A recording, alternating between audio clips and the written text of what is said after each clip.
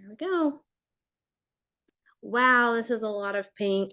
Oh my goodness. So much pink. Oh man.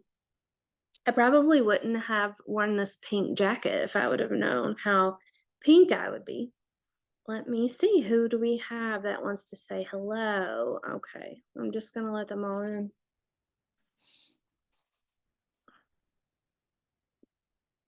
Y'all are like little children waiting outside the door. Mom, Hmm. Mom. Mom, let me in. That's how mine say it. Mom. Oh, I guess I should let Emily in here. No, outsider. No.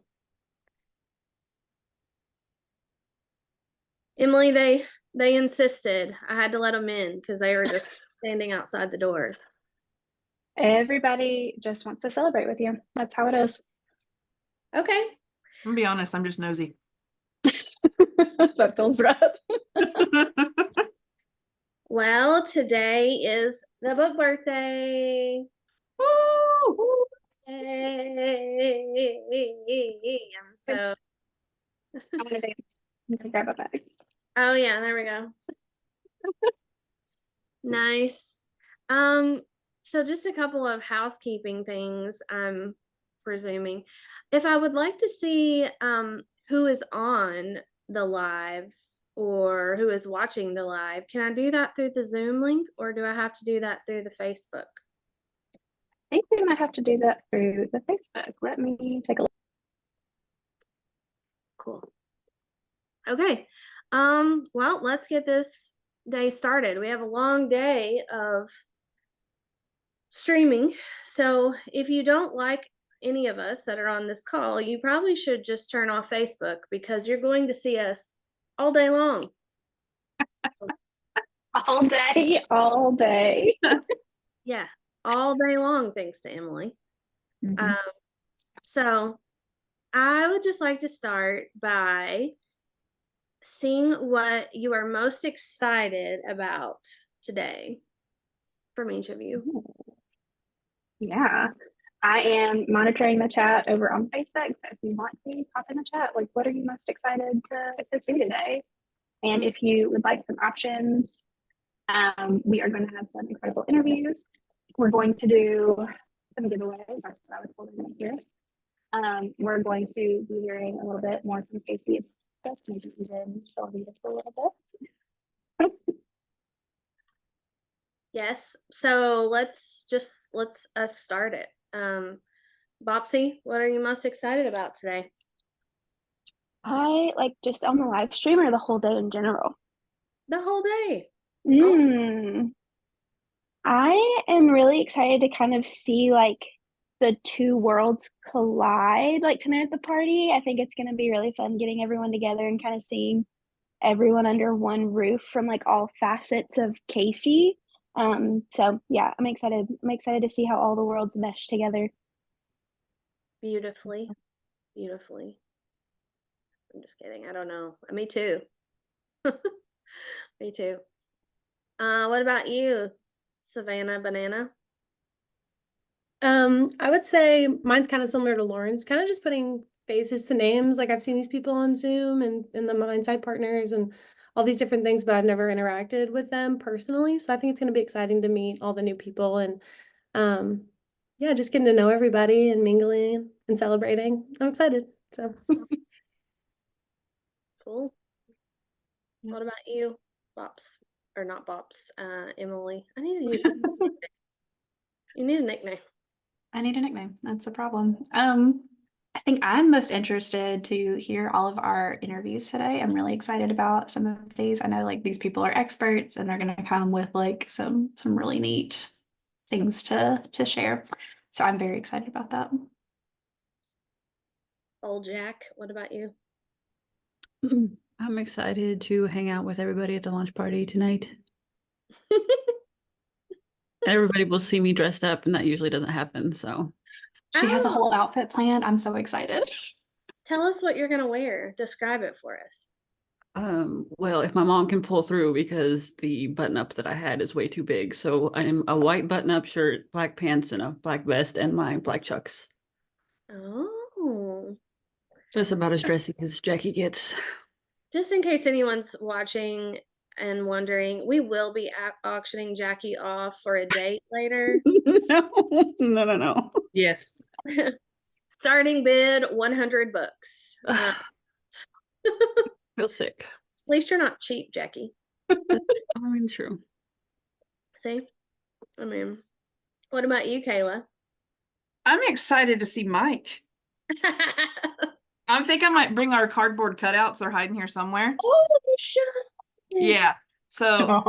we're gonna need it signed this time. I have a few ideas of where he can sign, but we're gonna need them signed. Yeah. And it's definitely the most exciting part. Oh, I forgot about that. Oh, please bring those. We'll We dig them just, out. we just need his. We don't need ours. We definitely need yours. I mean, we're gonna sell Jackie. Yes, we can have hers, but mine absolutely not. So good. Yes. We will auction him off. That will be awesome. I'm sure he'll love that. There might be a riot. Yeah. Okay. All right, Savannah. Savannah's getting ready here. She's like, it's okay, Mike's wife. I'll protect him. I'll make sure these crazy girls don't steal him. Not We'll that he just stick to the cardboard cutout. Yeah. Mm. Yes. Yes, we will. Yes. Cool. Well, I am most excited about, I've said this before, but I'll say it again. It's really like giving birth. And I know only one of you on here has given birth to a live human that I know of. And that's Jackie. But it's crazy because like you're very, very pregnant and the baby's going to come out and you don't really want it to.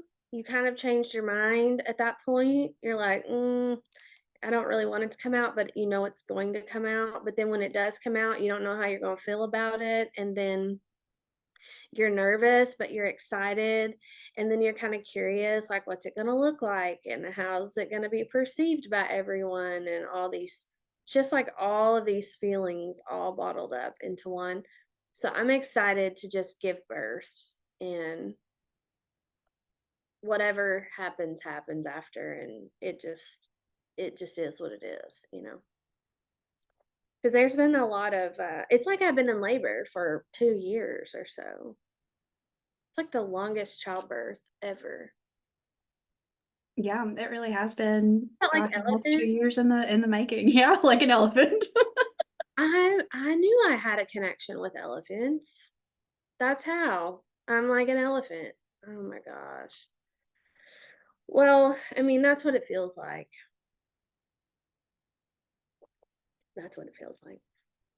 So, let's talk just a little bit about the auction before we start the interviews. I really wish I had an assistant that would just bring me things that I could hold, like Vanna White. And I mean, I think Can do Kayla, that. Would you like me to bring you things?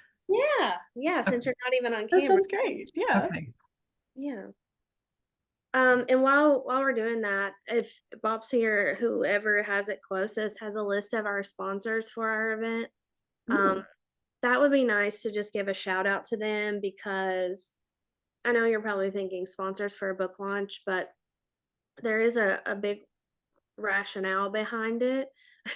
One, we have to sell books because that's how we move up the rankings and that's how distribution is informed. So the more you sell kind of at the beginning of your launch, the more it informs buyers of like, oh, people actually want to read this, so we probably should put it in our stores. And so that's really important. But for the sponsors of the launch, the money that we have generated has all gone to buy books that we are going to donate. There's a couple of things that I did want to mention because I was thinking about it. if anyone that's on the live today or is seeing this, or if any of you all want to tell anyone this also, we could have Willie over at Commercial Printing, if anyone buys any books in bulk, to donate to like women's centers, treatment centers, homeless shelters, domestic violence shelters, any kind of mental health type facility or safe haven type. If you want to purchase any books to donate on behalf of your company, or if you're a mental health practice, we could have Willie over at Commercial Printing make a label on the inside that just says donated by, and then put your business with your contact information. That way, people who are reading this book have somewhere to reach out if they do want some extra support and extra help. So, and Emily, you may even want to post that in our Mindsight Partners group, because I was just thinking all those books that Mindsight purchased to donate, we really should put our logo sticker and our contact information in there. Yeah, absolutely. I love yeah. that. Yeah. I think we've had enough sponsors to be able to donate nearly 900 books so far. A little over. Yeah. Yeah, a little over. That's huge. That's amazing. So we're super thankful for that. We're hoping to be able to at least hit 1,000 more by the end of the day. That would be my goal. That's a lot of people. And okay, Vanna, here comes Vanna. So tonight we're having a silent auction. If you see anything that you want to bid on, but you are not able to come to the event in person tonight, you can reach out to Emily and we will make sure to bid on your behalf. So just comment right here in the chat. Mm-hmm. Catherine already reached out to me last night and she was like, yeah, I'm bidding on that. It's cool. We got some good stuff. Okay, let's see. And we have some more stuff too that will be coming. Let me just tell you what that is while Vanna is on her way. Vanna, just the thought of you has people so excited over here on the live. They are going crazy. They're actually standing up cheering for you. Okay, just hold that one for a second. So Congruence and Care is located in Somerset, Kentucky. They are going to be auctioning 1 month free weight loss visit and injections. Oh, yeah. So if you are one that if you've been considering that, or if you're already doing that, you can bid on 1 month free. So that would be awesome. And then a boutique in, I believe, Mount Vernon from Megan. I'm not sure. I don't have the name right in front of me and I can't pronounce it. Something Bella. I'll find it. But they have donated some really cute little boutique items that we're going to be able to add to the auction later. All right, Jack or Van, come here. This is one of the items. I mean, this is huge. Like, it's so cute. yes, and it's really heavy. So this is from Nina, mommy Nina. It is a Pampered Chef basket. It's got a Pampered Chef apron. What's a BBW? Bath and Body Works. Oh, Bath and Body Works candle. Yeah. 3 Pampered Chef cookbooks. I'm bidding on this, by the way. I dare you to beat me. Some Rae Dunn vegetable spiral grater. I love those because you can make lots of cool noodles and stuff. Pampered Chef herb stripper. Oh, we got strippers. Casey loves a stripper. I knew they'd be in there somewhere. Yeah. In some capacity. Pampered Chef seasonings, Pampered Chef sourdough bread mix, Pampered Chef cranberry orange bread mix. And that's my favorite. A free shipping voucher, 25% off voucher. It's a total value of $109. So if you want to bid on this baby,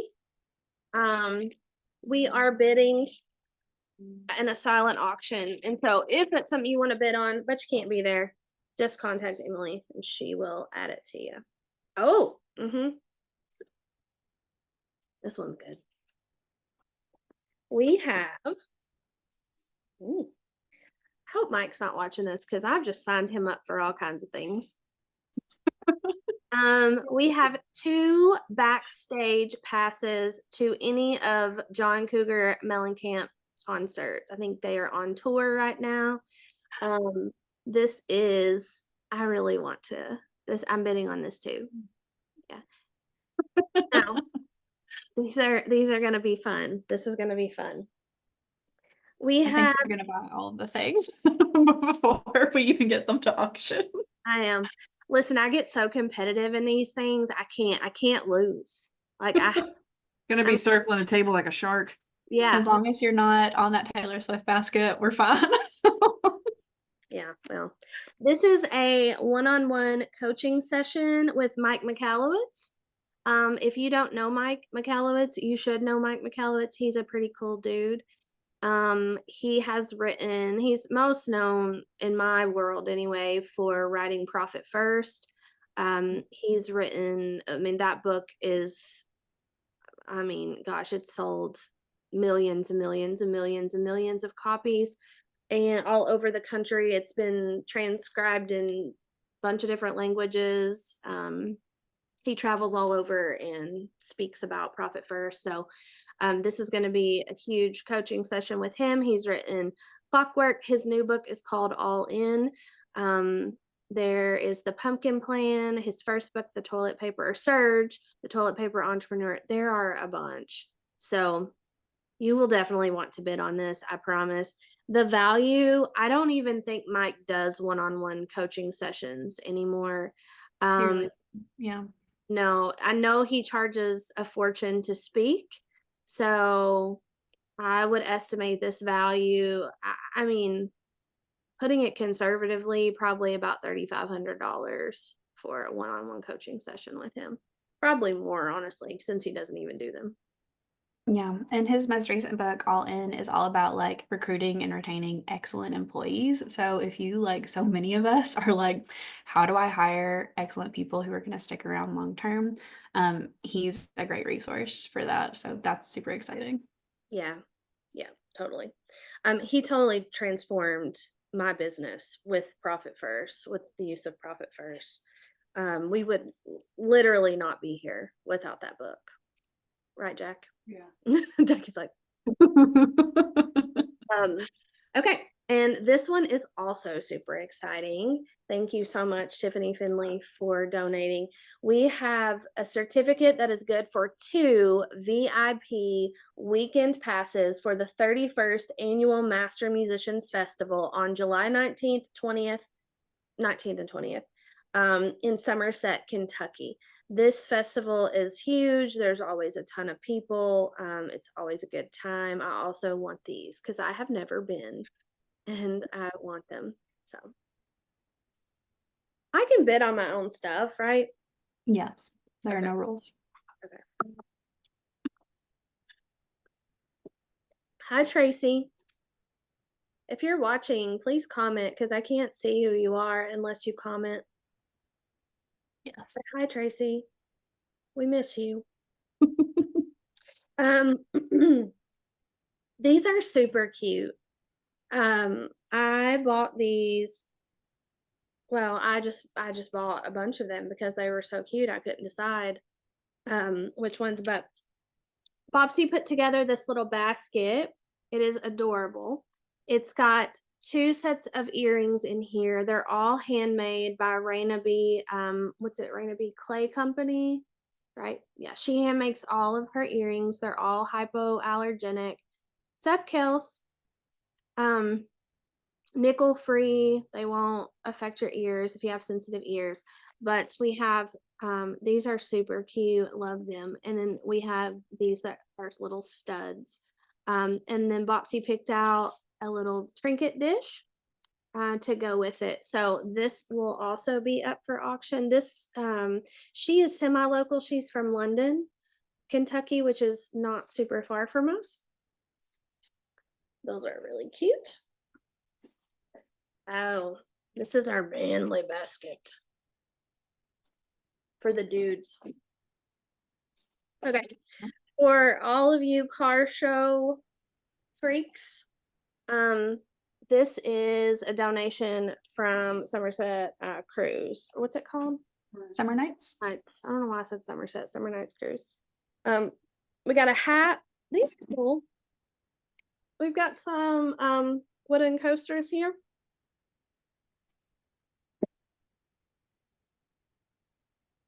Official right here. You could be super official in your hot rod.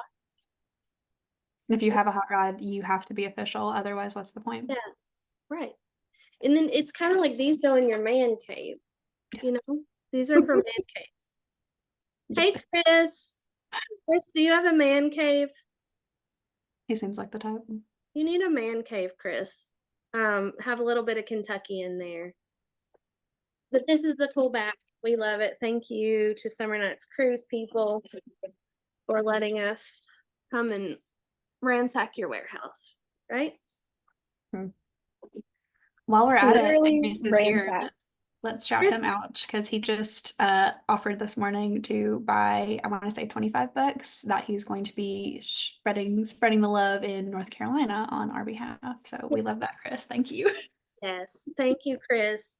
I was just telling them earlier, you need to get your logo sticker and put donated by your family solutions and put that in all of the books when you give those out. We have a Back Porch Bestie basket. If you like the podcast, listen to the podcast. We have lots of cups. We have some pop sockets, stickers, keychains, mugs, hats, anything podcast Back Porch Bestie related.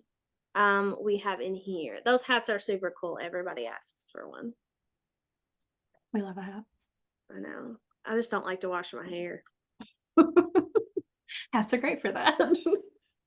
Oh God, Jackie. Mine. So I told this story yesterday. Gee, yes, good. Told the story yesterday about how we are auctioning touchstones from the book. These are little things in the book that have a bigger meaning than what they really are. So at the auction, you will see the touchstone that we're auctioning, as well as a book with a bookmark open to the story or the touchstone. Yeah, see, Savannah's got them all marked here. In what they represent. So this one is a touchstone about eggs. And you'll have to read the book to find out what it is about eggs that made me want to paint this. But I painted these, have the little inserts of you etched out on the back. They look super cute.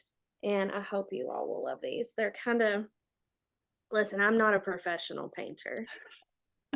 I just kept telling myself it's endearing. The more I make a mistake, the more endearing it is. Yeah. Handmade, local artist, boutique. Yes, all the things. Okay, so the next one is a touchstone of in a conversation that I was having with my therapist that is a thread line throughout the whole book of her and I going back and forth over what was wrong with me. And she at one point kind of had her own epiphany and told me that I was just baking cookies. So this plate is a little plate of cookies, and we have a big old cookie on the back. And so basically when she told me that, I realized, oh yeah, I'm just a cookie baker. I am not waiting for finished cookies. I am choosing the cookie while it's still baking, which is then why it's put me in situations for bad relationships, toxic relationships, unhealthy relationships, whatever. So that story it was huge. It was a huge turning point for me. So I wanted to include that. So Ronnie painted this for me because I ran out of time. It is super cute though. It is a cactus mug, and if you have known me for a while, you will know the transformation. I need a new nickname though, because I don't think I'm a cactus any longer. So they used to call me the cactus. Here's Scarlett. They used to call me the cactus, and I'm not a cactus anymore, but we do have a cute cactus mug. But I expect a new nickname. There is one last touchstone, and that is Alice, the gator. Alice, you will find her in near the end of the book, a story about a time in Beaufort when Kelsey and I visited a paint your own pottery studio, and I was trying to choose what I was going to paint because we were supposed to paint something for each other. And I chose Alice and the alligator. So the story is about that, and it has a very special meaning. So the last thing, as far as painted pottery goes, this was not my choice to paint, but this or auction. This is a massive casserole dish. I was painting this while it was actually a nice little stress relief, but it is usable and it's interesting. So if you would like to bid on it, a sympathy bid is perfectly fine. I will have no hard feelings for a sympathy bid. So please get this away from me and bid on this. Thank you. Talk a It little bit cannot go about back. what's on it, Casey. Was that a chicken? Yeah, it's a chicken. Show the inspo picture of what it was, the expectation versus reality. Shut up. Nailed It cannot come back to the kiln, guys. Like it No. it cannot. It is food safe. It's totally fine. It's oven safe. Yeah, there you go. You can bake it. You can do anything you want to it. I mean, I really thought it was going to turn out cute. I And think it's cute. I mhm, also think it's cute. Like I really like it. yeah. I feel like everyone's Again, dogging on it. handmade, artisan, local, like yeah, okay. Yeah, that's not too far off, I don't think. Same vibes. Yeah. Oh, Same that's what energy. it's gonna look like. Yeah, asshole. You got close. You got We close. got close, yeah. Yeah, whatever. Okay. Here is our Swifty basket. We love this. We have Swift tea mug, which is the cutest thing I've ever seen, with a little teaspoon. We have Swifty keychains, stickers, to-do list. More drink cups. Smells like Travis Kelce candle. If you've ever wondered what he smells like, it's right here. Magnets and Savannah's thought every day. What does he smell like? and tote bags. This is a really cute basket. We love this one. Gosh, this is messy. Oh, and hey Michael. Thanks for watching. We have a small business, big goals basket. Everything in here is small business, business owner related. We've got look how cute these are. I'm very professional. We have a business bear. We have a work bestie candle, some pencil sets, bookmarks, and for the days that aren't the greatest, we have a work sucks pin set because I know all business owners feel that. There you go. We have a feminist basket, which is actually one of my favorites. The cutest feminist postcards. We have the funniest keychains. Keys out, ready to stab the patriarchy, which I personally love.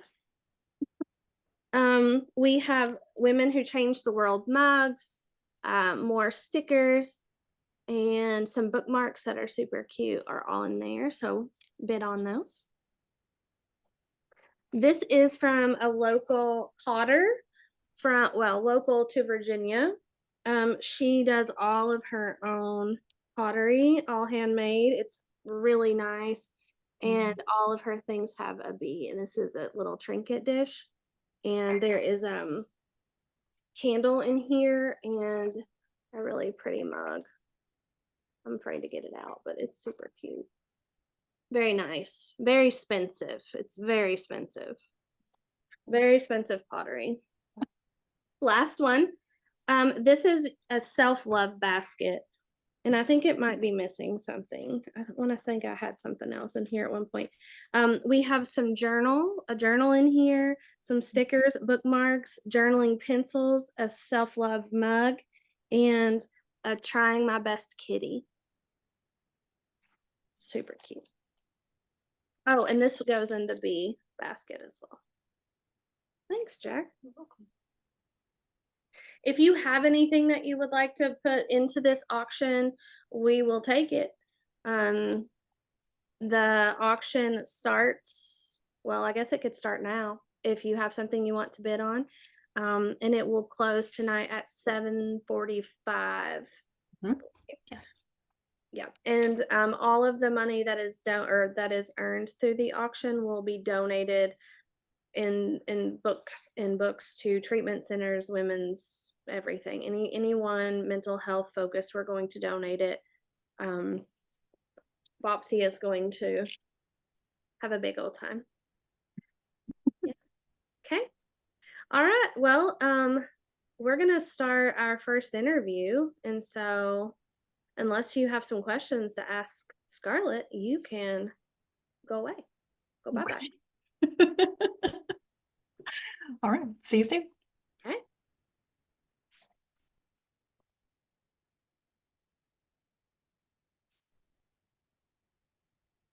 Good job, Jackie. I'm really excited for you. Thank you. All right. Kelsey, get back on here. Hello. Oh, thank you, Michael. I see where Michael's gonna buy some books and donate. Thank you. That would be amazing. Yes, I wish I could comment. Oh, maybe I can. Let me try. Thank you. Hey, Scarlett.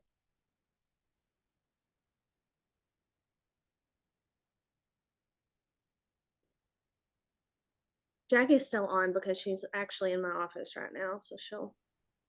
And then Kayla, are you gonna ask Scarlett some questions? Okay. I didn't realize I was muted. How are you guys doing? Oh. We're hanging in there. We're hanging in there. Congratulations. Thank you. Thank you. What have you been on? Like, you just look different. What have you been doing?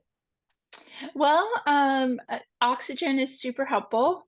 So there's that, because like a large majority of our time together, I was not, I just was ill. I was physically ill. So I think this is just me recovering and like coming back alive, engaged, having some vitality in my system is really nice. So, yeah. Well, maybe that's it. Can I tell you something crazy too? Of course, yeah. So remember the story you told me about how, you were being poisoned? And we were comparing about how like similar what you were feeling was to what I was feeling in a lot of ways. Do you know I was being poisoned too? Shut the fuck up. The same thing, with the same thing. How did you not tell me this? I didn't know. I did not know. When did you find out? When was that, Kelsey, that we found out? Whenever we had a snowstorm, because that's when the heat went out and they said that the carbon monoxide was lethal on the other side. And the side that I sat in like 14 hours a day. Yeah. When was it? When? Not long ago. Like this was probably what, 4 months? 6 months? Yeah. But who knows how long it had been like that? Do you feel different? Yes. Like my head, I mean, I still have headaches sometimes, but just that overall like sluggish, like is gone. And I thought it was all my vitamins, but Kelsey was like, no, Casey, it was when you moved your office, you instantly started feeling different. What are the chances that we would like have the same crazy, like I still, I'm just a changed person. That period of poisoning just changed me as a human. My personality is much more somber than it's ever been I've never been this kind of sort of like stoic person. And so when I read your book, I'm like, I can relate to all of this, but it's very hard for me to sort of distinguish what is what.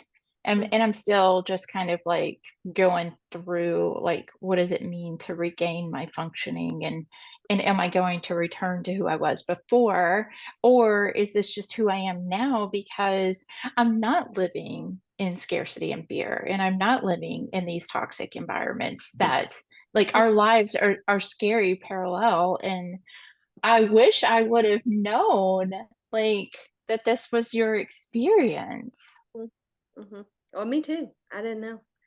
I've been meaning to tell you, but we just haven't really, it's just not happened. There's not been that opportunity. So, Yeah, it's real, and it's hard to organize and reorganize, and it's so easily attributable to being in the mental health.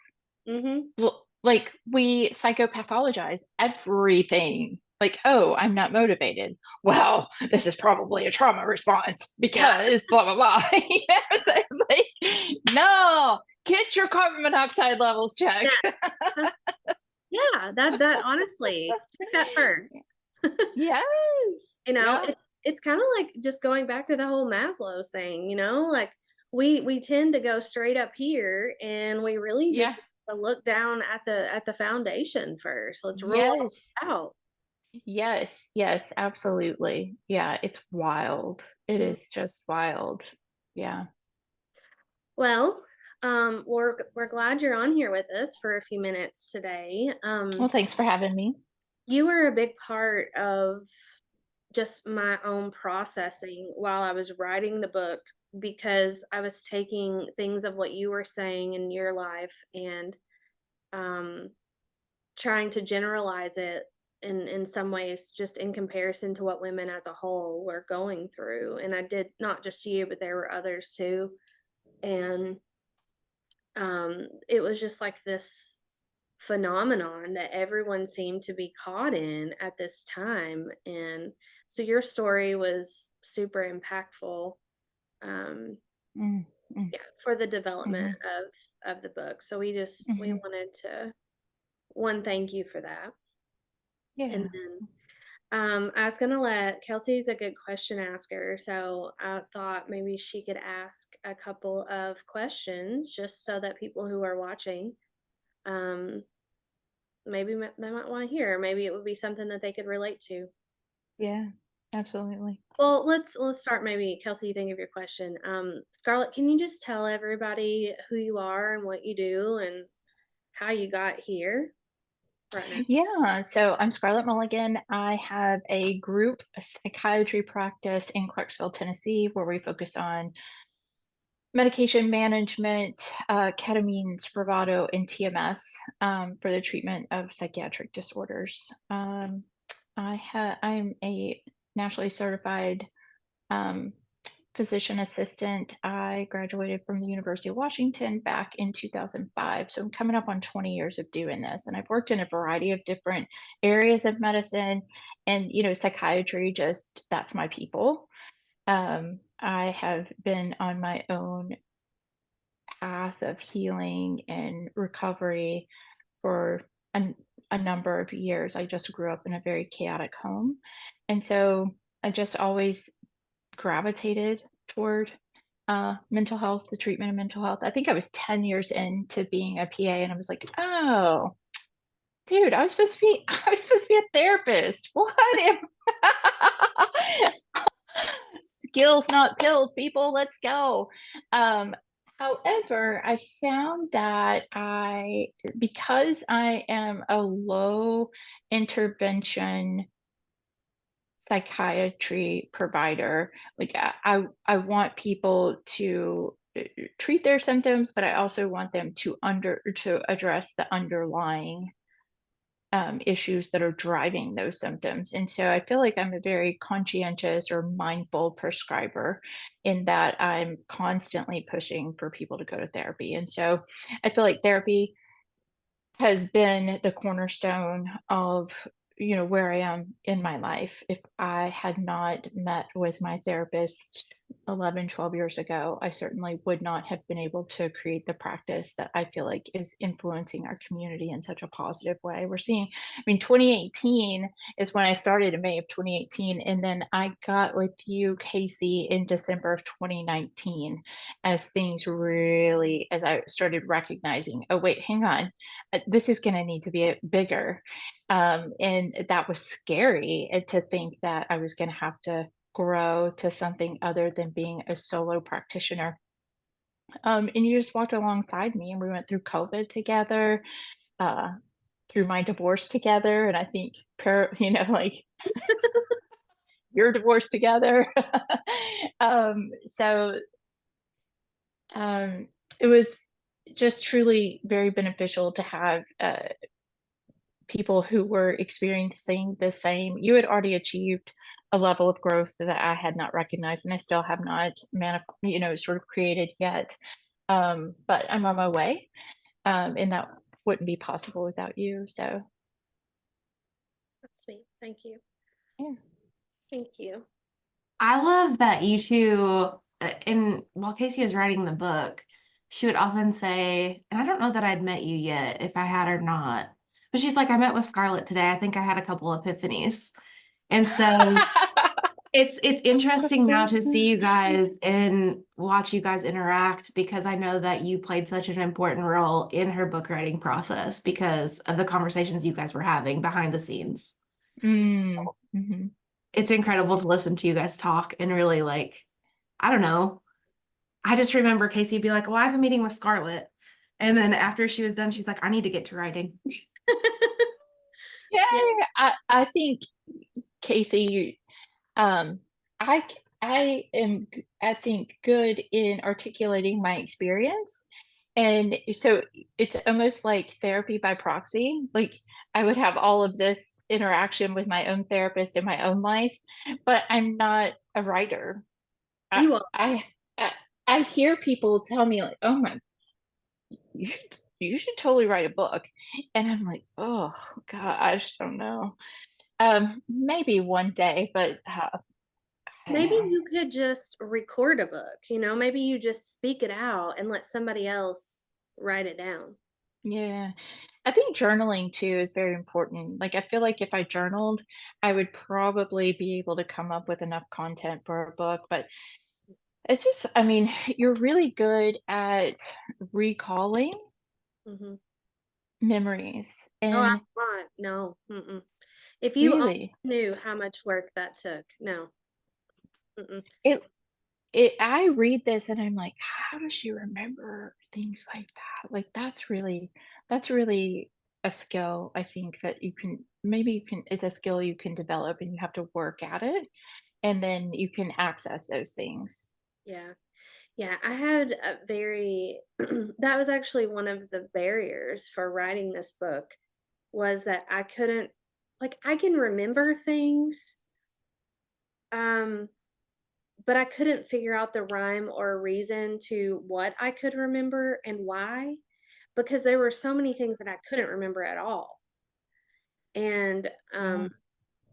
yeah, so I had to do a lot of like work, and honestly, I even went so far as to digging out old photographs and old things and just Mhm. like putting them around me. And so my whole office when I was writing this book looked like my grandma's house. Like it was just Mm, full mhm.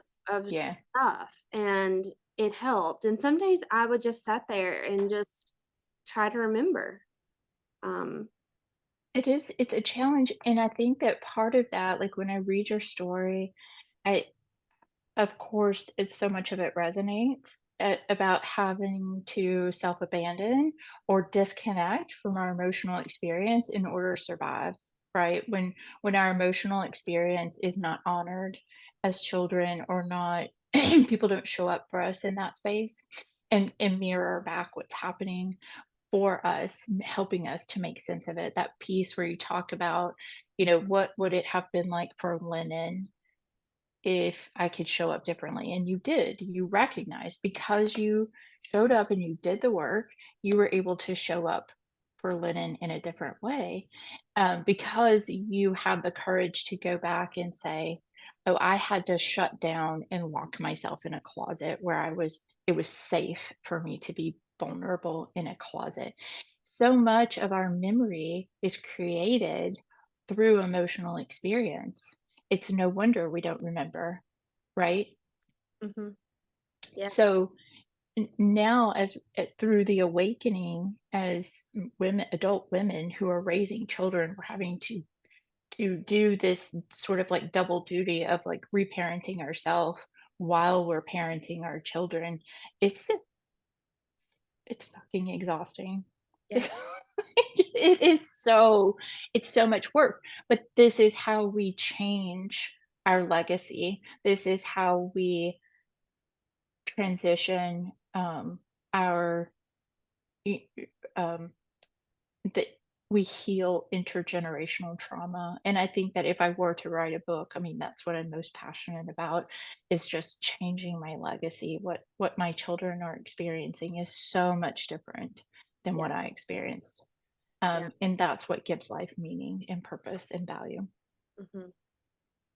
Yeah. Kelsey, you have anything you want to say?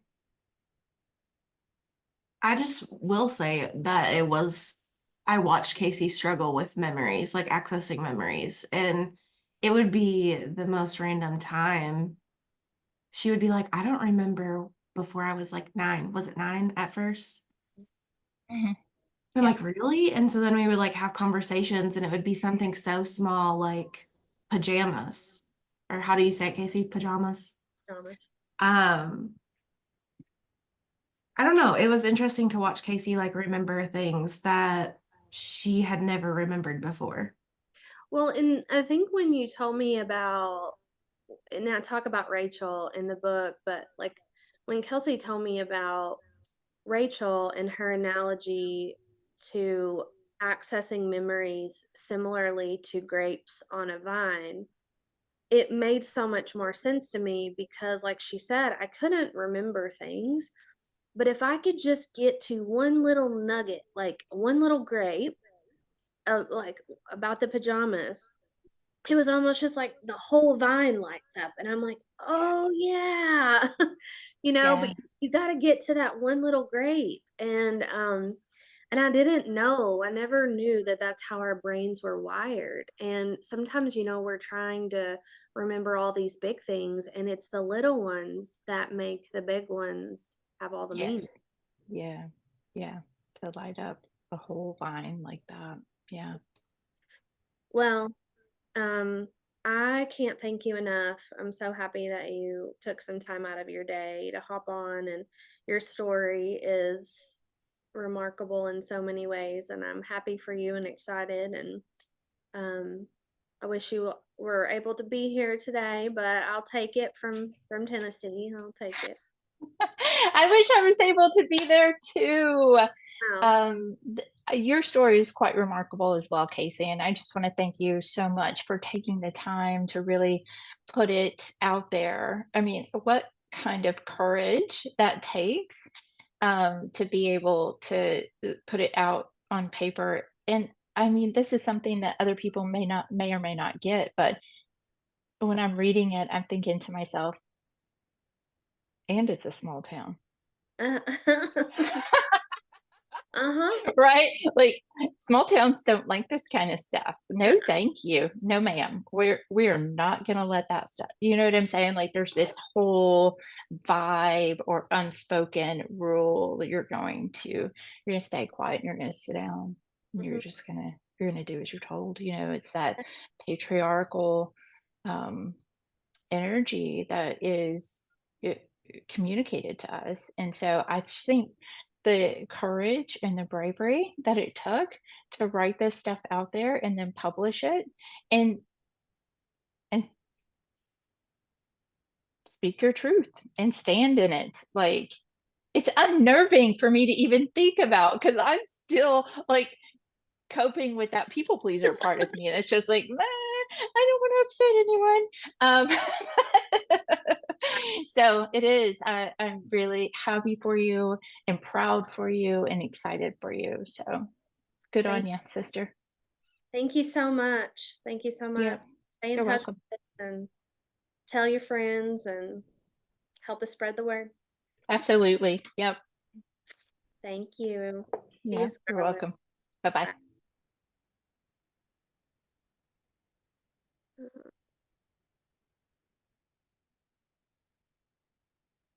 Oh, Kelsey, here you are. How are those flowers in the background? They're so pretty. Look.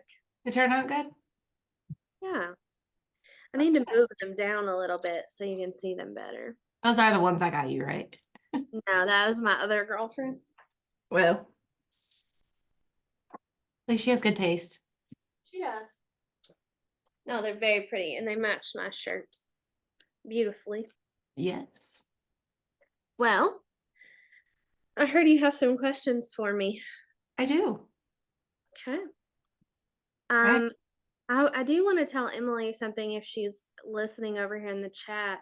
So I would like, Emily, as we go, you to keep me updated on any bulk orders that we are doing for people to donate to nonprofits, women's centers, anything like that.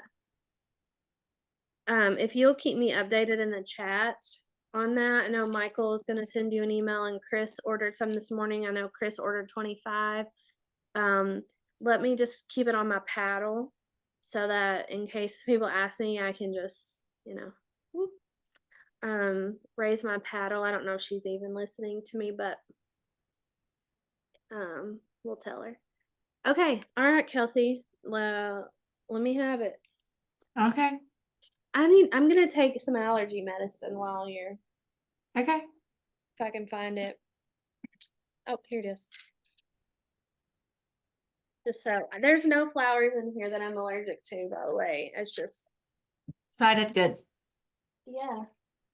They listened. Oh, there's a little one, but these won't bother me. It's Okay. just it's the big lilies that get me. Okay. Are you ready for my question? Mm-hmm. Okay. What was the hardest part of the book writing process? Like, was there a certain time period, certain story that you had to write? Ooh, I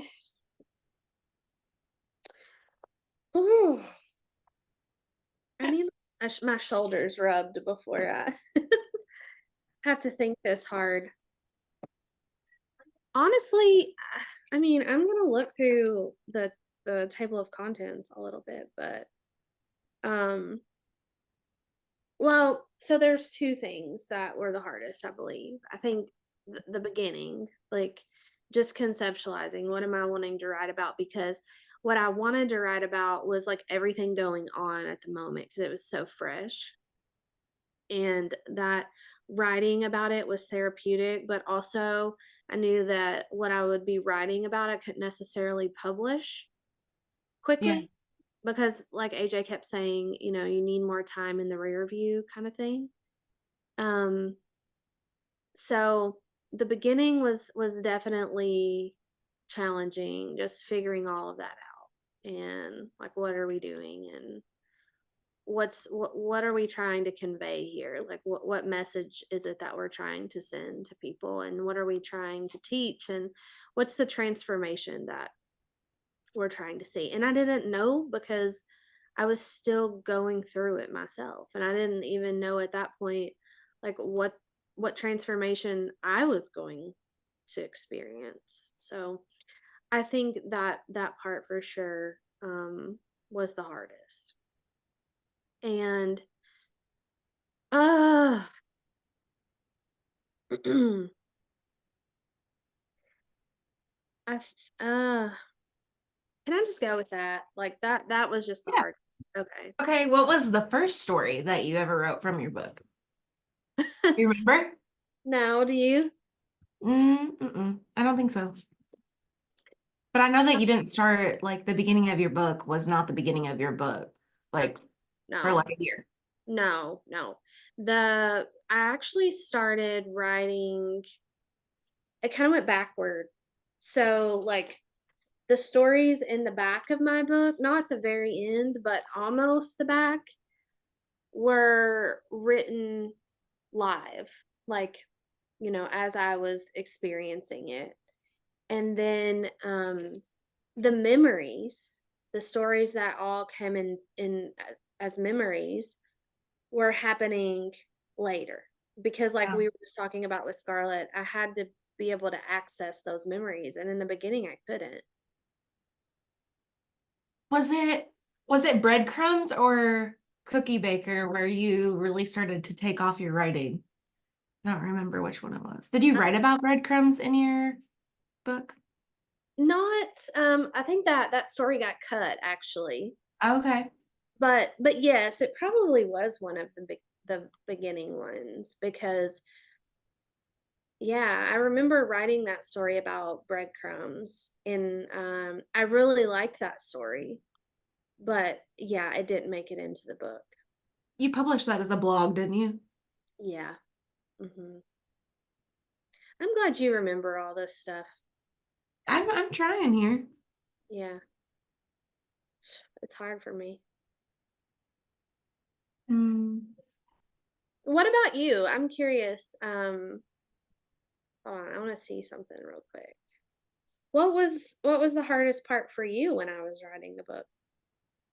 Hmm.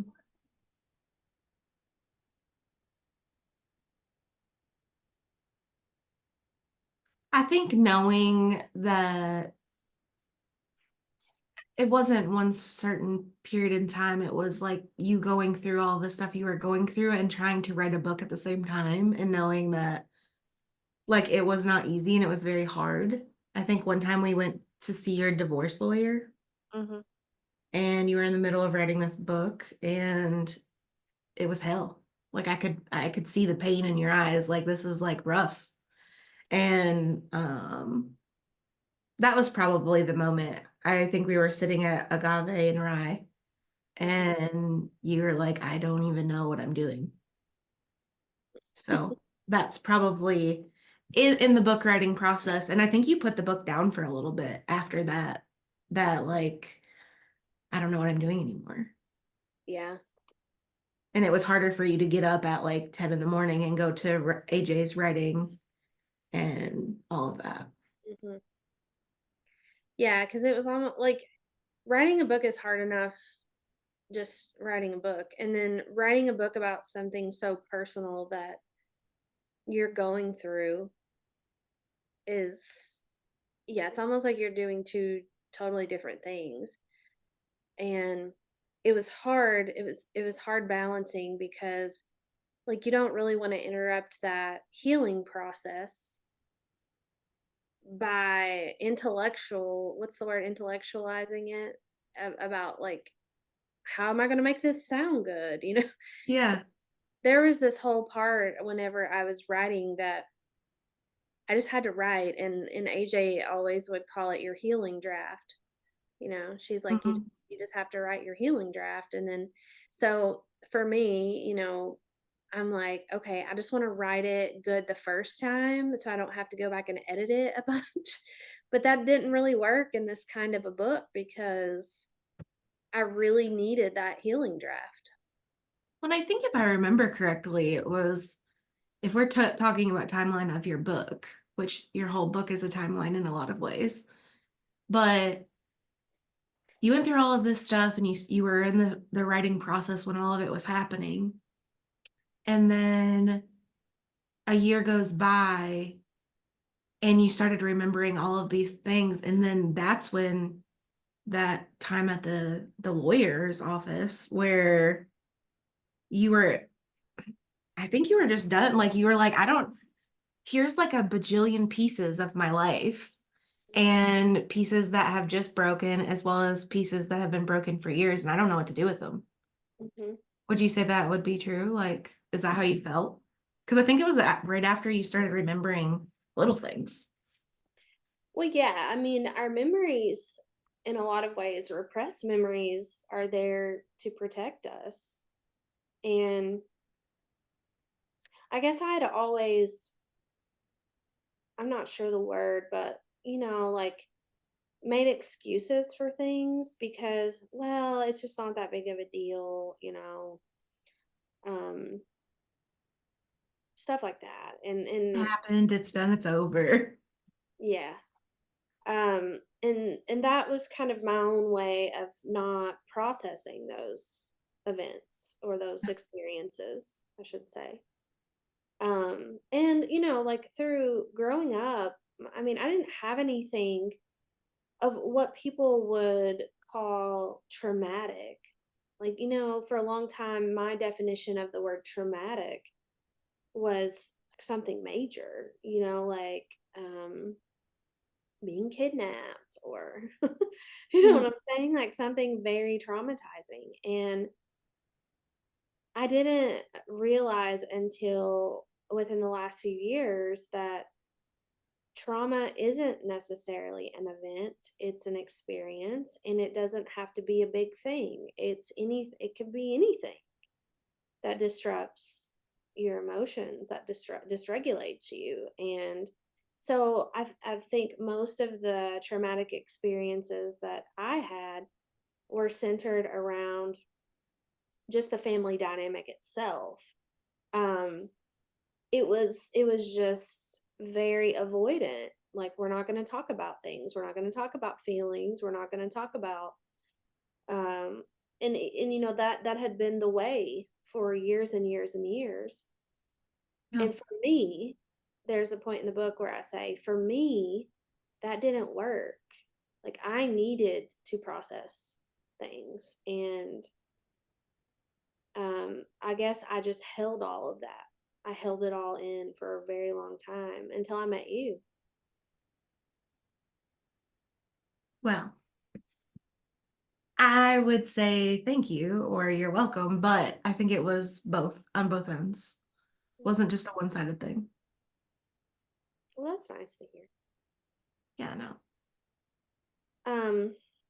Yeah, and I guess I just wanted to bring awareness to people that you can be in a relationship and it's not like your partner has to beat you up for it to be unhealthy or for it to have trauma.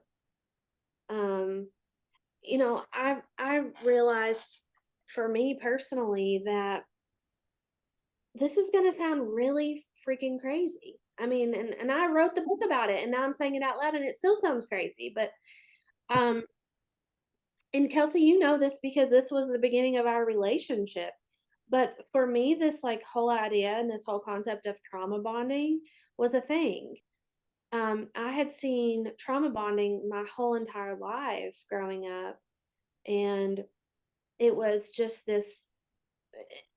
The pattern that played out that I saw was, the relationship, the partners are fighting, not physically, not necessarily like hitting each other or anything like that, but just arguing and fighting. And one of them gets to the breaking point and says, I'm done. Like, I am done. It's over. We're over.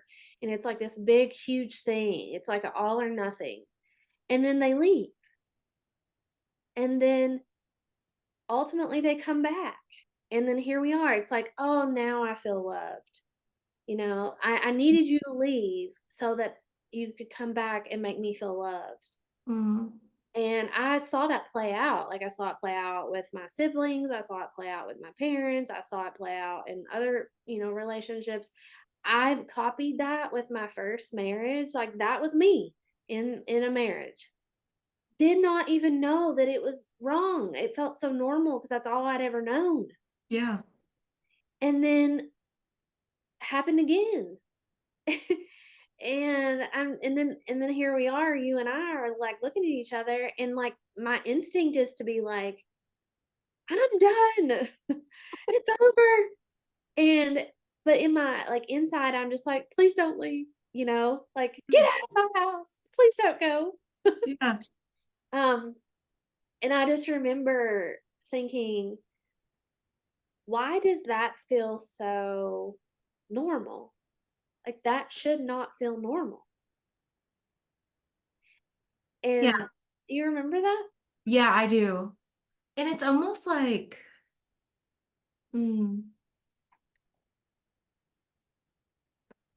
I think sometimes people, and maybe I'll chop this all. I don't know. Maybe it'll come out right. But I think so oftentimes we have to, like, when things are settled or calm, it's almost like we're looking for that, like, get out or leave or whatever, so that we can just feel like something again. Like, Yeah, we're right? searching for a feeling. Yeah, we're looking for that, like, oh my gosh, yes, I love them so much. Mhm. Even though it's okay to feel calm, right? Or to feel like maybe you just don't feel anything that day, and that's okay. But I think sometimes with those trauma bonds, we think that we have to constantly be feeling something good, bad, the chaos of everything. Yeah. Yeah. And I like actually remember the moment when I thought to myself, this is not normal. Like, because this feels normal, this can't be normal. And I mean, there was like a whole process of work that I had to do around that. Like, because and you think about it, people do this all the time. Hmm. That's why they talk about makeup sex, like, that it shouldn't have to be so all or nothing. And I think my whole life was spent like all or nothing from what I saw. I'm sure it was different, like behind closed doors with my parents or whatever, but um what I saw was either you're this or you're that. Like it's all or nothing. You're either, I don't know. And so for me, it was all so high stakes. And I remember like with us in the beginning thinking, oh my gosh, if I do one thing wrong, like if I make one mistake in this relationship, it's over. It's over. Because I mean, that's really how I'd been programmed. And Hmm. not really anyone programming me, but like how I had programmed myself. Hmm. Like I can't make a mistake. If I do, it's done. And so like anytime we would get in an argument or a fight and I knew that I had done something wrong, I would spiral because I'm like, oh my gosh, here it is. It's over. I've lost everything. Yeah, Because like 0 to 100. that's how it had always been. Well, you're not like that anymore. No, and it's so much nicer, right? It's not so high stake. Yeah. And I think so many of us are so used to living in that high stakes kind of dynamic, and we get like all of the dopamine and all of that rush and the adrenaline that we almost get addicted to it. It's like people in a relationship, I know if people are listening, a couple like this, that they just can't, in your words, be normal. Like they've always got to have something major going on, whether it's a catastrophe, like something crazy has to be going on all the time. And I think that's an addiction. I think we get addicted to these maladaptive um, relationship dynamics, Yeah. and it's not healthy. And I think that's also why people who are so used to that get into a different relationship, perhaps a healthier one, and they're bored Yeah. because they're like, well, we're not fighting, you know. There's nothing tying us together. And Well, and they created this maladaptive, like, conflict resolution that works for them or with their other previous partner, but it's not going to work with Mm-hmm. a very healthy conflict. Mm-hmm. Yeah. Anyway, I don't know. I mean, these conversations that Kelsey and I are having right now is literally the last 3 years. Like this is these are the conversations that are in this book because these are the things we were trying to sort out. And I was trying to sort out in my own head of why does this happen and why do these things keep happening? Why does the same kind of thing keep happening? And without conversations like this, I don't it well we would there would not be a book. Um, not at all. Well, my last question is, are you still feeling nervous about your book? Yeah. Hmm. Nervous as all get out, huh? Yeah, I don't really know what to do either. I'm like, Where's Emily? She probably has an itinerary for you. she does. No, I mean, I know like what to do. I don't know. What to do with yourself? Yeah, I don't know what to do with myself. Like I don't want to drink. Um, I don't, well, I don't take drugs. Um, I can't be alone because they find me. So it's not like I can just go sit somewhere by myself because they'll find me. Yeah. Um, I guess I've kind of over you've known this, but we've not actually talked about it uh over the last few weeks and definitely the last week leading up to this launch that I mean it's really taking a toll on me. Just kind of what Scarlett said, um that we live in a small town and Mhm. nothing that I wrote in this book was meant to be negative about anyone else. The book isn't about them. It's really just about me and my interpretations and how I made it through the journey of loving myself, finding who I was and loving that person again. And of course that involves other people. Um and when she was talking about intergenerational trauma, the last thing that I would ever want to do is upset anyone in my family or anyone that I care about. And as I was reading the book for the audio version, um, I was just like, oh, please, I just, it's been a long time since I've read this whole thing. Please don't let me have written anything bad. Like, you know what I'm saying? Because you've kind of Yeah. forget. And, um, there's hard things, but I think as parents, we make mistakes. My mom made mistakes, my dad made mistakes, my grandma made mistakes, everyone. And it's not that, if I'm writing about it in some way, it's not that I'm blaming or shaming. It's just that I'm being aware of it so that I can try to do better for my own kids. Well, and without mistakes, is there ever growth? No, I mean, no, I think it's impossible. And one of the I've said this in the beginning, my mom has her flaws just like anyone else. I have very similar character traits in a lot of ways of my mom. And the best thing that she ever did, other than just provide for me, because I mean, she 100%, I never had to worry about that. And I see that in myself now, like I've kind of stepped into that role as well of like, if my kids need it, they're going to have it. Like, I don't care what it takes. I don't, if it's 10 jobs, 20 scrubbing toilets, I really don't care. If they need it, I'll have it. And that was the mentality that my mom had always, even when she was struggling emotionally and with depression and anxiety and all the things that most of us struggle with. Um, my needs were met. There's no doubt about that. Yeah. But one of the things that she did was she was human, and there were things that she was not great at, and that's just normal. And I know that about myself as a mom. There's just things that I'm not the best at. And her weaknesses as a parent, from my perspective, has made me an even better parent, and I believe this, she's never told me this, but I believe that it made her a better grandmother, Yeah. because she was able to do things with my children that maybe she wasn't in the right headspace for when I was a kid.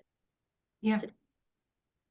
Um, Laura Stone, if you're still watching, she says there's nothing more vulnerable and brave than writing a memoir and bearing your soul. Can't wait for my copy to arrive. We wish you were here, Laura. You're the best. We want to go to Mohawk again too. Oh, yes. Yeah. A nice massage at Mohawk. Oh my gosh. And if you're listening, Laura, she has not stopped talking about that damn massage. I mean, oh my God. Actually, I believe it was the facial. Oh yeah, it was the facial. You loved the facial. You Yes. didn't like the massage. No, used too much elbow. Yeah, that's the good stuff right there. No. Give me all the elbows.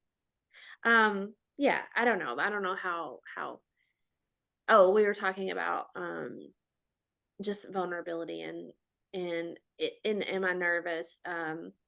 Yes. Yes. Very It's much. all gonna be okay.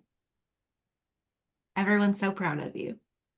Well, also, in my head I go to, well, they haven't even read the book, so I mean they don't even know. But people have been reading the book. Oh, yeah. Yeah, I know. I know. I just hope people can apply what I'm writing in my own life to themselves. Yeah. And I want it to almost serve as a mirror so that people might be able to see a reflection that they have been looking for their entire life. And if that happens, then it'll be worth it. Well, you're on a good track to doing so. You think so? I believe so. I have one quick question for you. Mhm. Was there ever a point in time during this process that you wanted to kill me? Yeah. Tell us about it. Almost every single deadline. Oh, okay. I think it was Christmas of 2022. Was that when Yeah. I feel like we were getting sick and there was just a lot of things going on and you had to write the book, you had to finish up a certain part of the book and it was just a lot. There was a lot of things. Mm-hmm. But I still loved you through it and we made do. I did almost I almost died the day that you met with AJ and you're like, I don't think she knows what to think about it. You're like, I don't know if I'm writing a good book or a really, really bad one. Yeah, she just stared at me. Mm, that was probably my favorite part. Like just thinking after you had that meeting and I knew you were anticipating it. And I was like, so how did it go? And you're like, I don't know. I was like, what? Because normally you're like, okay, AJ said this, this, and this. This is what I need to change. And you're like, I don't know. Mm-mm. Have you noticed that there's been more and more I don't knows from me lately? Mm-hmm. Yeah, you know why? Why? Because I'm really trying hard not to try to control the outcome. I'm just like, Not outcome driven. yeah. I'm like, I don't know. And when I say I don't know, like I don't know. We'll just have to see. um I'm trying to get more comfortable with that. Well, maybe it's working. So I do notice that you do that more often. Mm-hmm.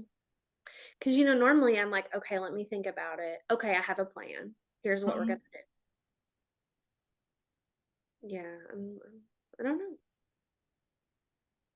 Well, that was my answer to my question. It's Okay. just all of the deadlines. All of the deadlines. Okay. Hey, Kimberly.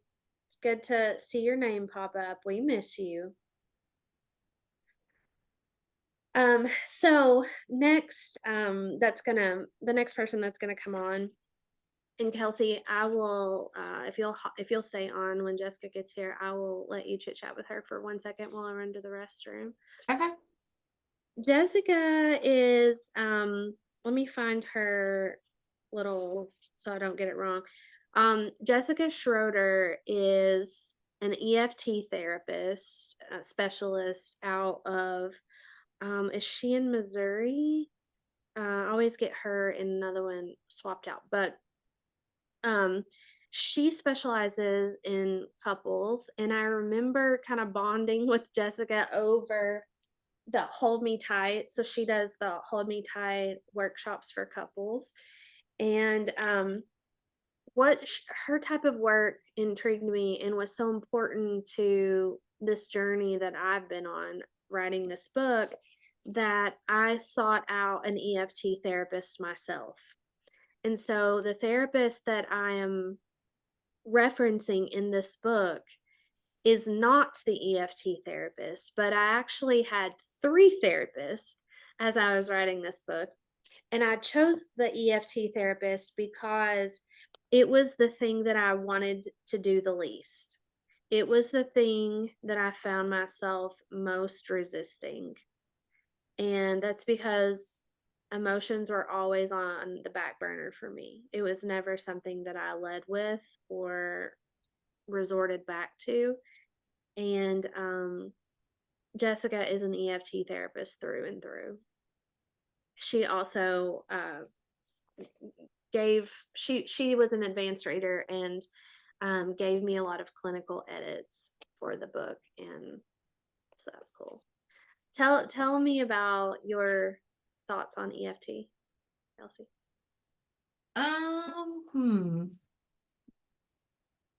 I think it's a harder thing for people to access. Yeah. It's hard to, when you're talking about, when you go the emotion focus route, we mostly think cognitively. We don't think emotionally. We might be dysregulated in an emotional way, but do we actually know how to communicate with emotions? And I think sometimes we don't. And a lot of times too, we jump to anger. Well, isn't it interesting? And I think our listeners would also be very interested in this. And I didn't know this, but emotionally focused therapy is very different than all the other types of therapy, but primarily I'm comparing it to Diana's psychoanalytic. Is that what she does? Psychoanalytic therapy? That's what I thought. And how Diana, who is a psychoanalyst, says she doesn't even talk to clients about their patients, about their feelings. Like it doesn't, because she says they're just like a baby. They don't have the words yet to describe. And so she said for some patients, it can be years before they ever go to that place because they don't have the vocabulary. Yeah. I think that's interesting. Whereas in EFT, it's complete opposite. That's the whole place that you live in. Yeah. Yeah.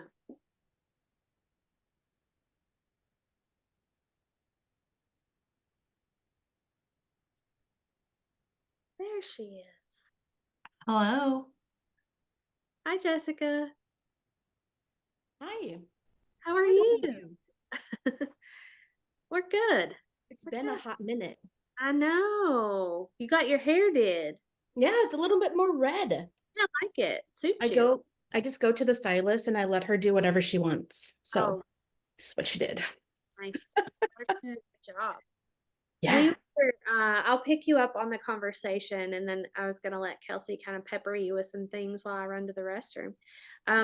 But we were talking about how you offered some clinical feedback for the book, and I have you in here, but also how I sought out an EFT therapist while I was writing this book because it was the thing that made me so uncomfortable. It was the thing that I did not want to do. And we were talking about how one of my consulting clients, Diana Gasparoni, she's a psychoanalyst, and how she was telling us that emotions sometimes are not even something she initiates, and it can be a long time before she ever even goes to the emotional state with her clients. Um, and how, what did she say, Kelsey, that they're like babies sometimes. They don't have the vocabulary yet for emotion. Um, so Kelsey, I'll let you ask some questions to Jessica, and I'll be right back. Okay. You are also not an EFT therapist, so Me? No. so maybe you can you have her right here. You can ask whatever you want, and Yeah, maybe even challenge her a little bit. that would be fun. Yeah. Well, let's see what I got up my sleeve. Also, Well, first and foremost, how are you? oh, good. It doesn't seem like a Tuesday. I think the daylight savings has thrown me Mhm. off. So yeah, I'm all kind of mixed up, but I'm very excited for today. How are you doing? Good, good. Just keeping Casey in order and making sure she's getting sleep because it's been a sleepless couple of weeks. So, Can only imagine. yes. Mhm. So EFT, emotion focused. I'm trying to think of a good question. What do you think's the hardest part for patients or clients with that modality? Like, is there a part that they struggle with the most? I think it depends.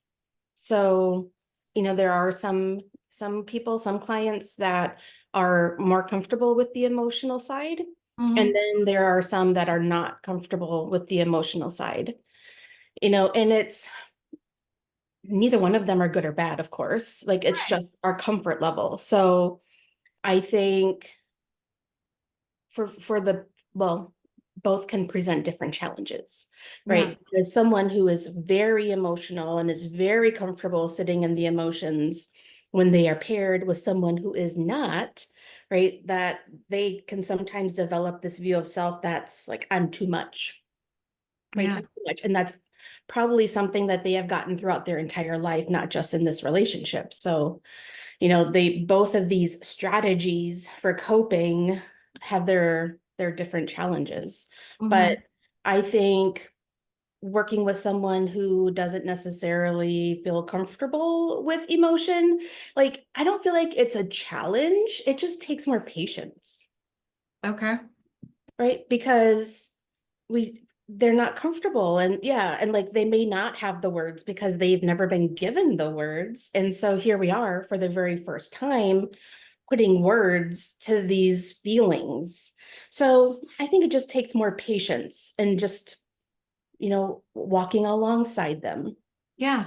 That's all. Well, that was a big struggle for me and Casey, especially when she was writing her book, because I am very emotional. Mm. And she was like, I don't know what to do with those emotions. Mm-hmm. And so we really had to learn. And then honestly, there was a part in our relationship where it kind of flip-flopped. She became more of the emotional one, and I became more of the like, yeah, I don't know. That's so interesting. Was it like later on? Yes, probably. I would say like the first, like right at the year mark. That's Okay. when like the shift started happening.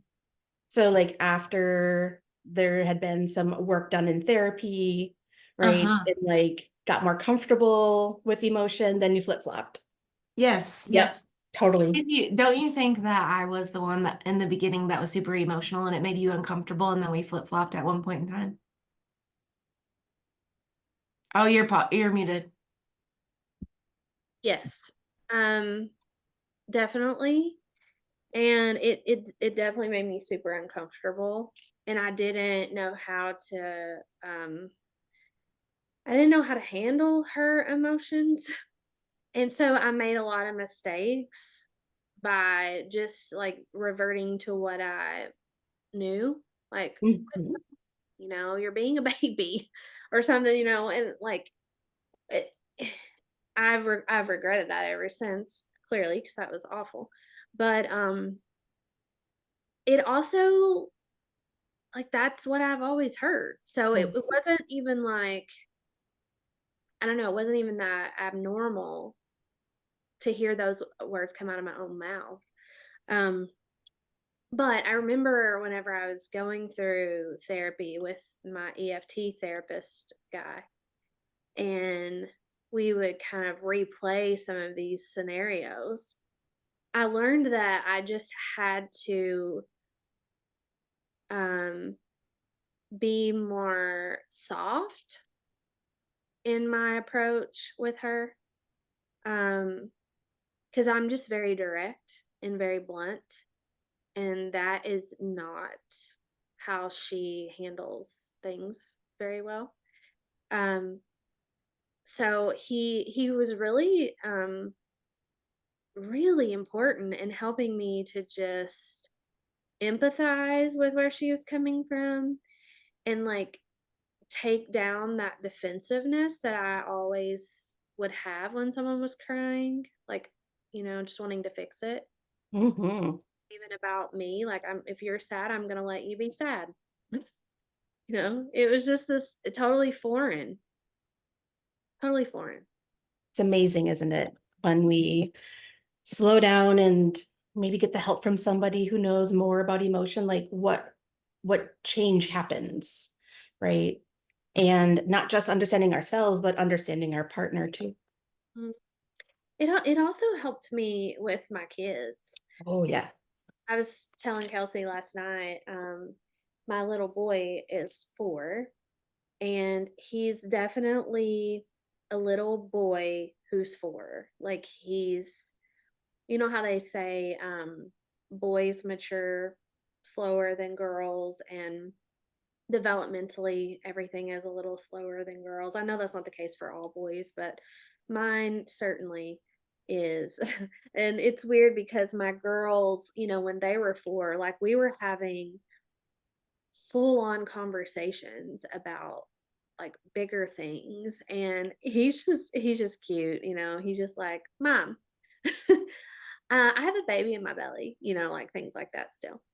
um but last night I was at my daughter's softball practice, and my oldest daughter was in the car with me, and we were all cold, and so me and her, and he came and got in the car and sat in the back seat, and he was just on my phone, just playing something on my phone, and all of a sudden he just starts busting out in tears, just crying his eyes out, and he does not do that.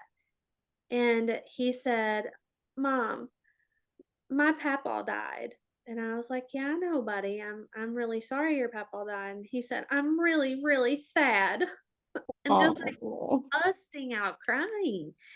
And I was like, no, before all of this, I don't know. I mean, of course I would have felt bad and it would have freaked me out, but I didn't even say anything. I just got out of the car, went back and sat beside of him and put him in my lap. And a couple minutes later, he was just laughing. Um, but Mm. just knowing that those emotions, just giving them the space and the permission to feel them. Yes, yes. And letting them know it's okay, that you can handle it. Yeah. Right? Yeah. And then by the Mm. time we got back home, he said, he gets out of the car and he goes, Wow, Mom.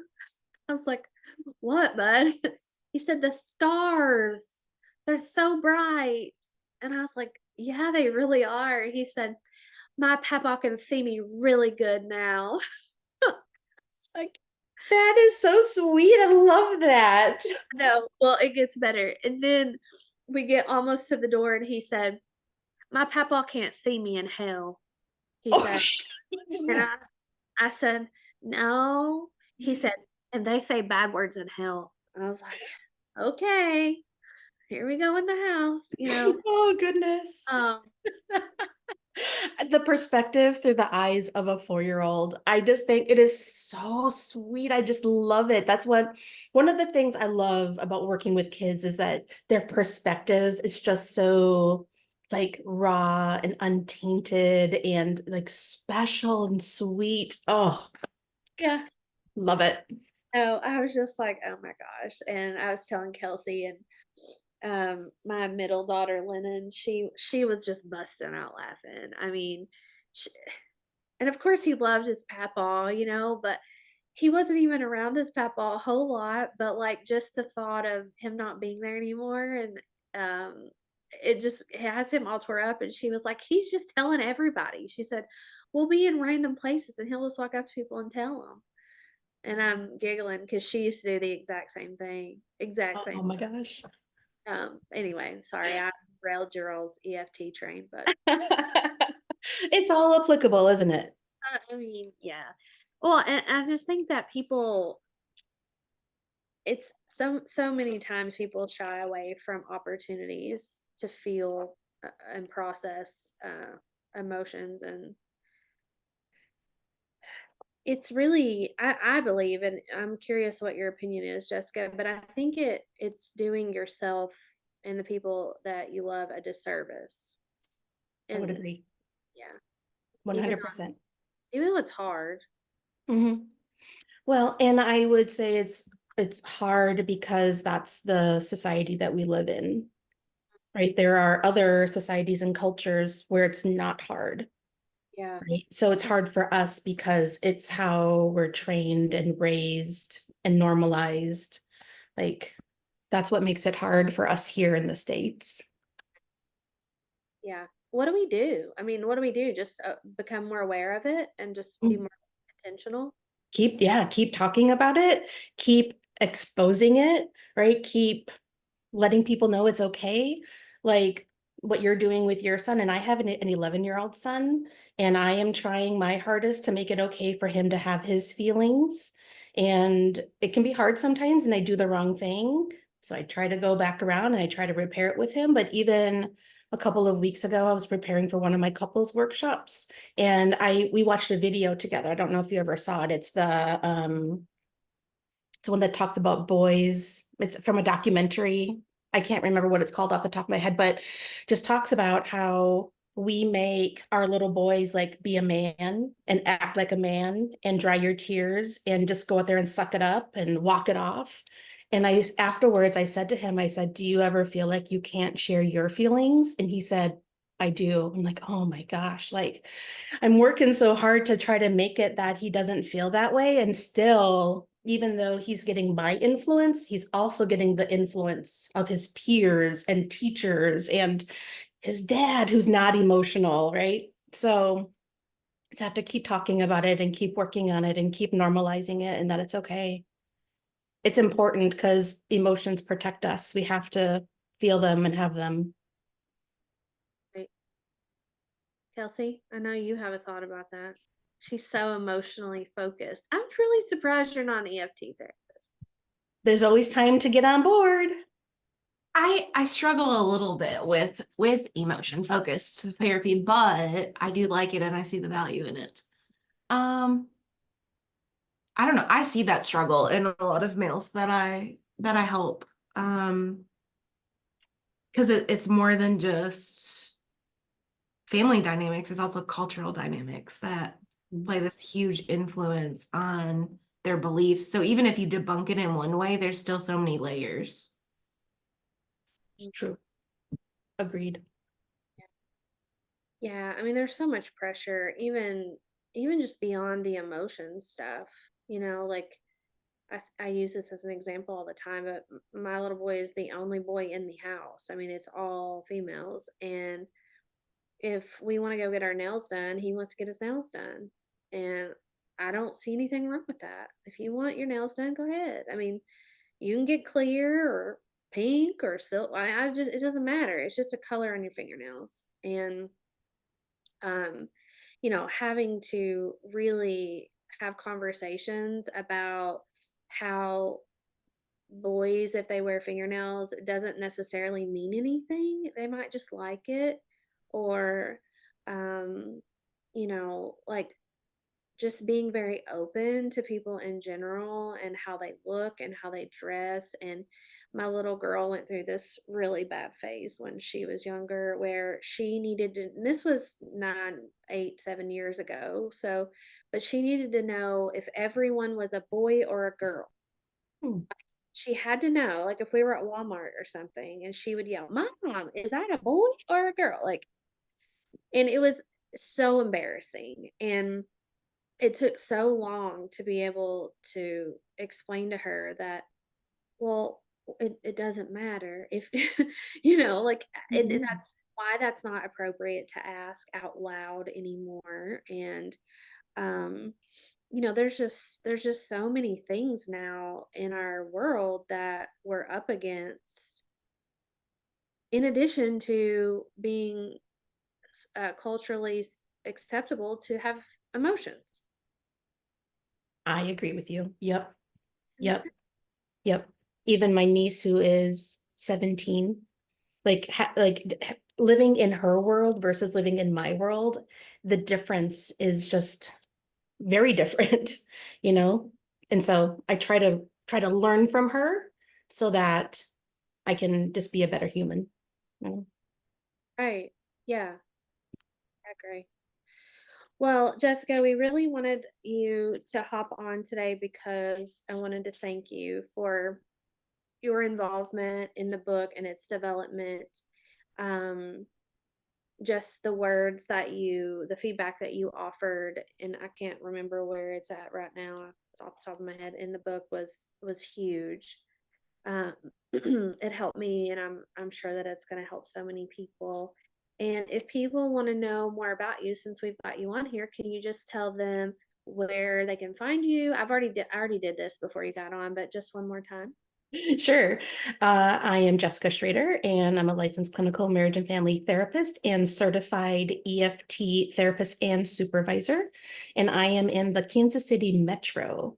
I own a group practice called JS Therapy Group. So they can find me at jstherapygroup.com. And you do tell us really quickly about your workshops. I also do couples workshops. So I offer two different ones. I offer one for premarital and newly developing relationships. And then I offer another one that is really based on EFT and the model of EFT.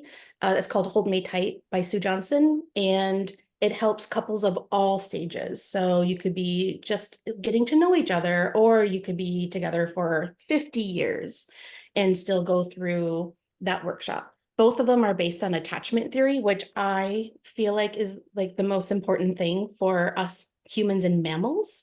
So I think both of them are great. And I also offer intensives. So if anyone is ever looking for a 1, 2, or 3 day intensive, that's something that I offer too.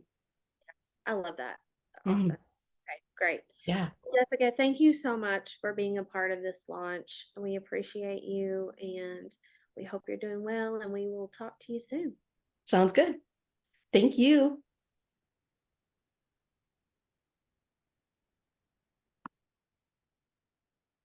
Just us, Kels. Okay. So, Emily's going to hop on when she gets on here. We're going to do some giveaways. And there Hey. she. Hi. Um, Yep. so Emily, we're gonna, if it's okay for about 5 minutes or so, I want to turn it over to you.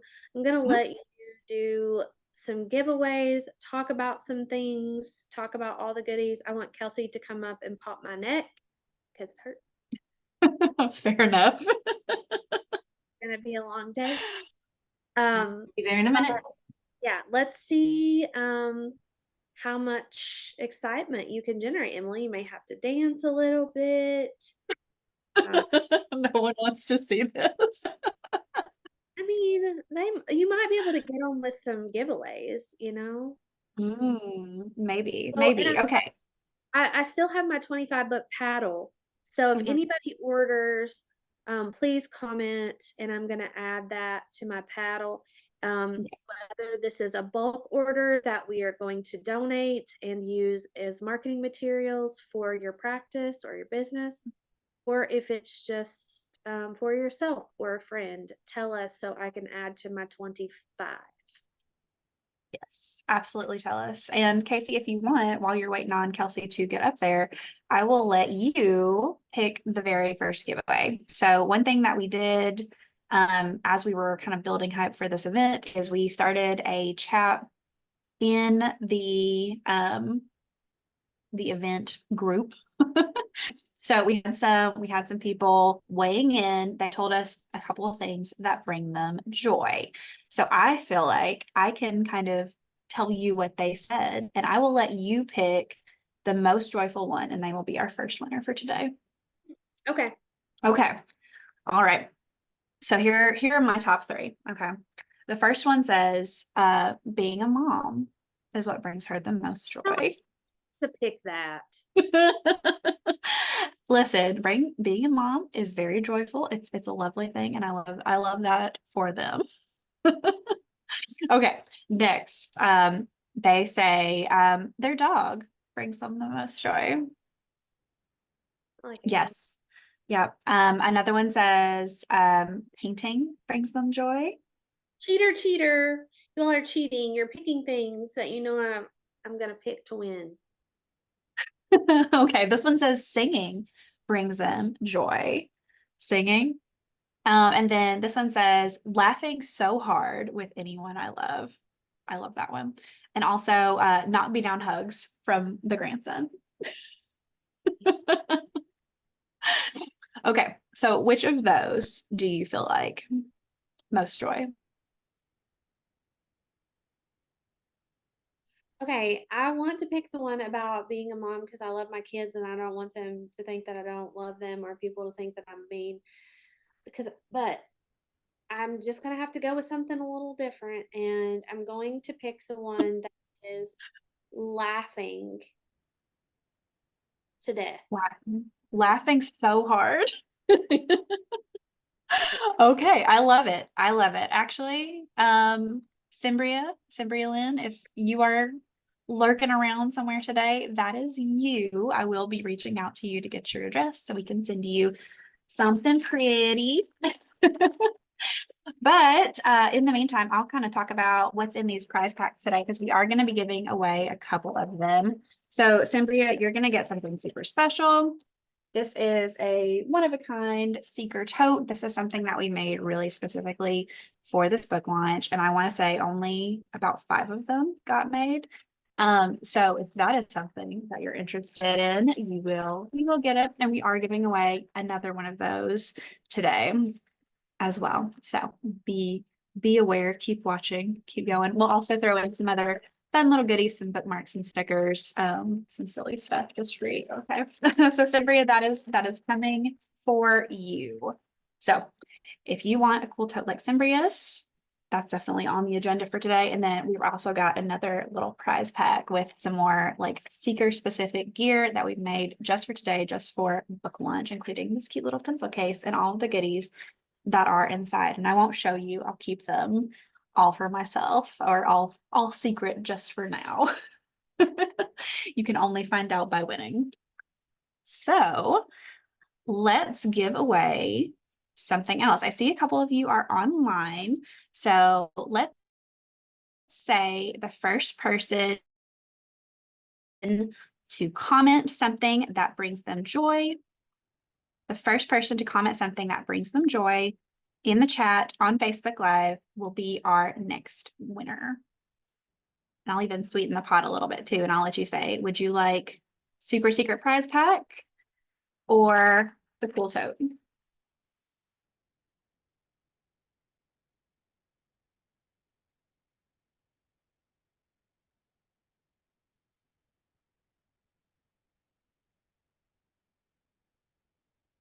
We'll just kind of watch this for a minute. Casey, I know you're still lurking around too. So if you want to comment and be the first, I will let you in this one.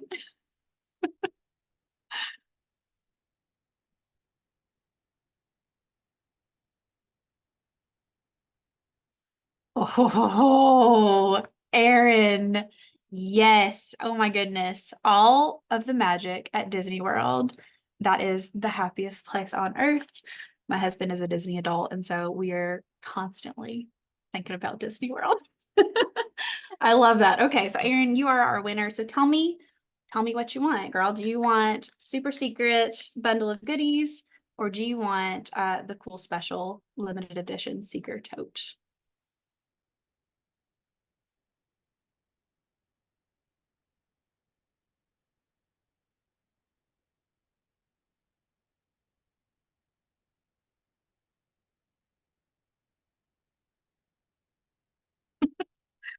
Okay, awesome. We're gonna get that to you. You're going to get a shipment special delivery. Thanks so much for playing our game. She says surprise me, so I will. It will be fantastic, and you're gonna get more than you bargained for with that. Awesome. Thanks, Erin. Okay, well, I think that is it for the giveaways just yet. But do keep watching. We will plan another giveaway here in a little bit, and maybe a final one at the end as well. Cool.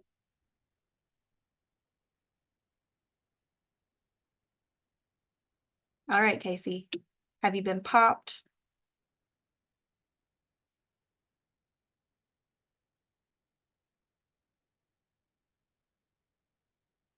Hey, you muted again.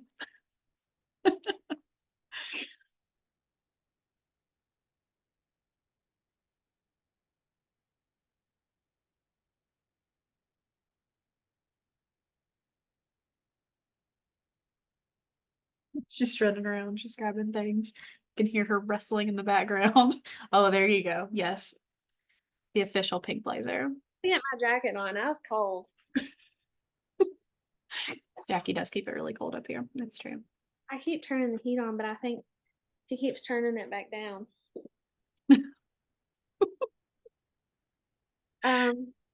Okay, so who do we have up next? Yeah, so here in about half an hour, we have Rachel Harrison, I believe. Okay. Yeah. And so do I get,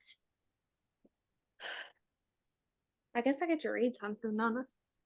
You do. You get to read us a little something.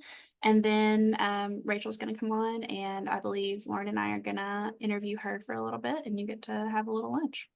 I'm gonna eat a little lunch and see if AJ is around. Love that. I do want to just brag on myself for a second. You should. Look how cute these are. I think they turned out really nice. So these are for our silent auction. Just remember, please bid on things because all the money that we are raising will be used to purchase books that will be donated to any treatment centers, support groups, Domestic violence. shelters. Yes, anything. These are the silent auction forms. All of the pictures of our thingies. You want to stick it in the chat, Emily, as we go. Oh. Pictures of the items. We have backstage passes to John Cougar Mellencamp concert. We have 2 VIP tickets to the Master Musicians Festival this year.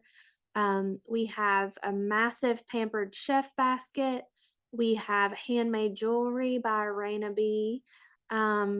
We have all kinds of goodies for business owner baskets, self-love, feminists baskets, Swifty baskets.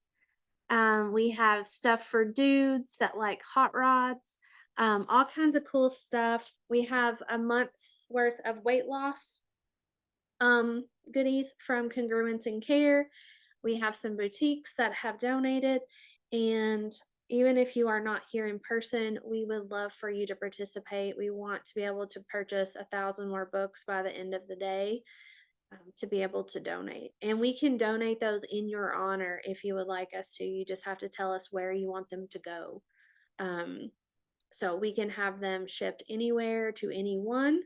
Their book pal, is that right, Emily? She kind of froze on me.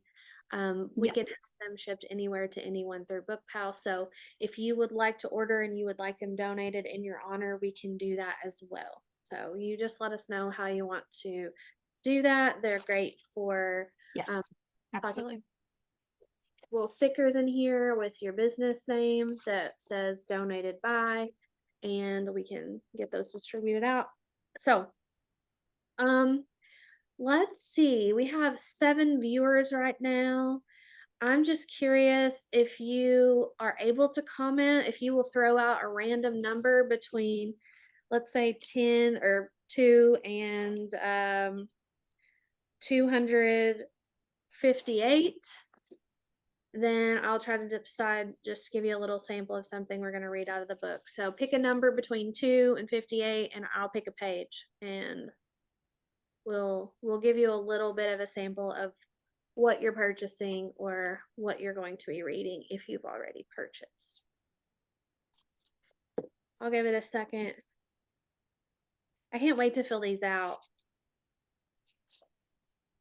They're so cute. We use a local printing company. We've been using them a lot here recently, and nice. No. Okay, so Kayla says 27. Aaron says 49. I say 106. Because why not? Let me, knowing Kayla, it is a blank page or something. I'm guessing 100% accidental. I don't think that she looked it up. No, I don't think she's looked that up. Okay. Yeah. So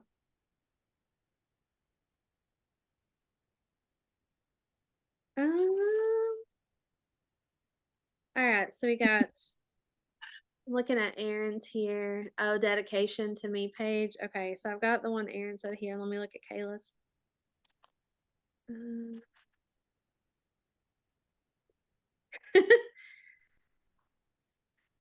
Kayla, you're like right in the middle of a. Okay, all right, here we go. Ready? Ready. This page, to start with, is dedicated to Kayla Lunsford Ramirez. How did you like that, Kayla? I loved it. Just personally. I was trying to do the tongue roll, you know, Ramirez. Yes. But I'm not really. I did say siete the other day when we went to eat, and I remembered that. So, You're doing great. as long as you like it, Kayla. Okay, here we go. Fear, September 2021. Oh, this is fun. Okay. On a scale from 1 to 10, how much do you love yourself? The therapist asks. Well, you don't waste any time. It's the first actual session we've had together, aside from the brief phone consultation a week prior. I found her online when I didn't think I could sit in or sort through my feelings any longer. Now, I'm staring nervously at my computer screen in the direction of a woman who looks to be about the same age as me.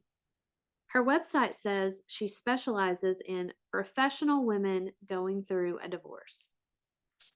Let's see. How do I tell this lady that on the outside, I pretty well have my shit together, but on the inside, I'm a basket case nut job who doesn't know if she's coming or going? How do I tell her that I'm here getting therapy because I realize I hate my life? I have no emotions other than anger. I don't like sex. The only thing that gets me through the day is thinking about going to sleep. My husband thinks I'm cheating on him, and if I wasn't so self-conscious about my body, I'd be seriously considering it. Clearly, professional woman going through a divorce is not all I am, and that's not all that's wrong with me, but it seems the most appropriate description of my problems, so I feel reassured that I chose the right therapist. She speaks kindly, softly. I'm intimidated, but I try to hide it with a smile. Immediately, I'm caught off guard by her question about self love. I was expecting a little small talk first. Maybe we can discuss the incessant rain or the fact that there has been a massive storm system blowing up the East Coast this week. But no, she hits me where it hurts in the first 60 seconds. Relax. It's a standard question for an intake, one she probably asks all of her clients to establish a baseline. But I'm not them. It feels way too personal for me. I've never considered the concept of loving myself. I don't know what that is. I question my own credibility, especially since I'm a therapist too. How did I miss it all these years? Did anyone ever teach me to love myself? I don't think so. I'm extremely uncomfortable. I want to be anywhere but here. I want to feel anything but this. What does self-love have to do with me needing therapy anyway? I'm just trying to get through a divorce. I'm trying to get rid of the night terrors, panic attacks, and all the little things that trigger them. I'm trying to release the shame of another failure. How does loving myself help me do any of those things? I don't know how self-love is going to help me move past the pain I feel. It doesn't make my situation any easier right now. It doesn't remove the weight that's been sitting on my chest since the weeks leading up to the party. In my years of clinical training, I saw many clients just like me who told themselves their problem was unique. But that's the problem. We think we live and create bad habits in isolation, but we don't. Others experience the same things, and I'm sure this therapist knows that. We have an inherent ability to love ourselves, and without whipping out my textbooks on attachment theory and internal family systems, I know that our ability to do this comes from how we've received it from others, especially in childhood. Those of us who have experienced unmet needs, anxious or dismissive parents, and or abusive and or emotional neglect can be left feeling like they're failing or that there is something wrong with them. That's me. My own family didn't know how to meet my emotional needs and never have, so for years I searched for a replacement. The time I spent trying to belong to the families I married into left me feeling even more isolated. I didn't know how to open up and fully allow them into my life, so they never really became a part of it. Sensing my resistance, they shut me out even more, leaving me feeling like an outsider. I understand loving yourself on an intellectual level. I know what love is, technically, but emotionally, how does it feel? I don't know. I sit staring blankly, thinking, and I haven't said one word. I bet she thinks I'm crazy. A shitty therapist, dissociative? Hell, I don't know. I try my darndest to get my wits about me. I quickly consider rattling something off to move the moment forward, but I don't. I want my response to be honest, genuine, and thoughtful, even if it does make me look stupid. Even if it makes the panic stop long enough for me to sleep through the night, any amount of humiliation will be worth it. Do the work. Trust the work, right? Maybe there is an answer in me somewhere, but I can't seem to find it. I take my time because she does not rush me, but secretly, I hope she will become distracted so I can avoid the question altogether. The awkward silence doesn't faze her. She is not letting me off the hook. She's good. I don't even know what that looks like, I finally say. I look down at the keyboard when I make this admission because I'm embarrassed. I'm struggling, like knee-high muck boots struggling, like trying to take one foot out of the muddy water just to put the other one right back in. I move slowly. It hurts. I use muscles I don't know I have. I'm wet. I'm heavy. I'm uncomfortable.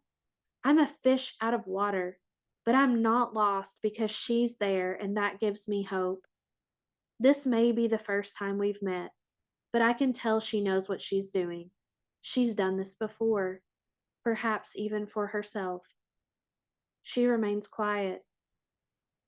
Now, a quarter of the way into this session, I can't fathom self-love, but I see that I need to try.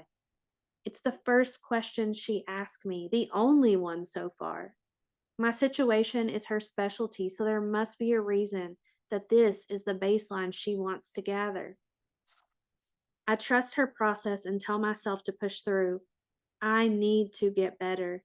This will help.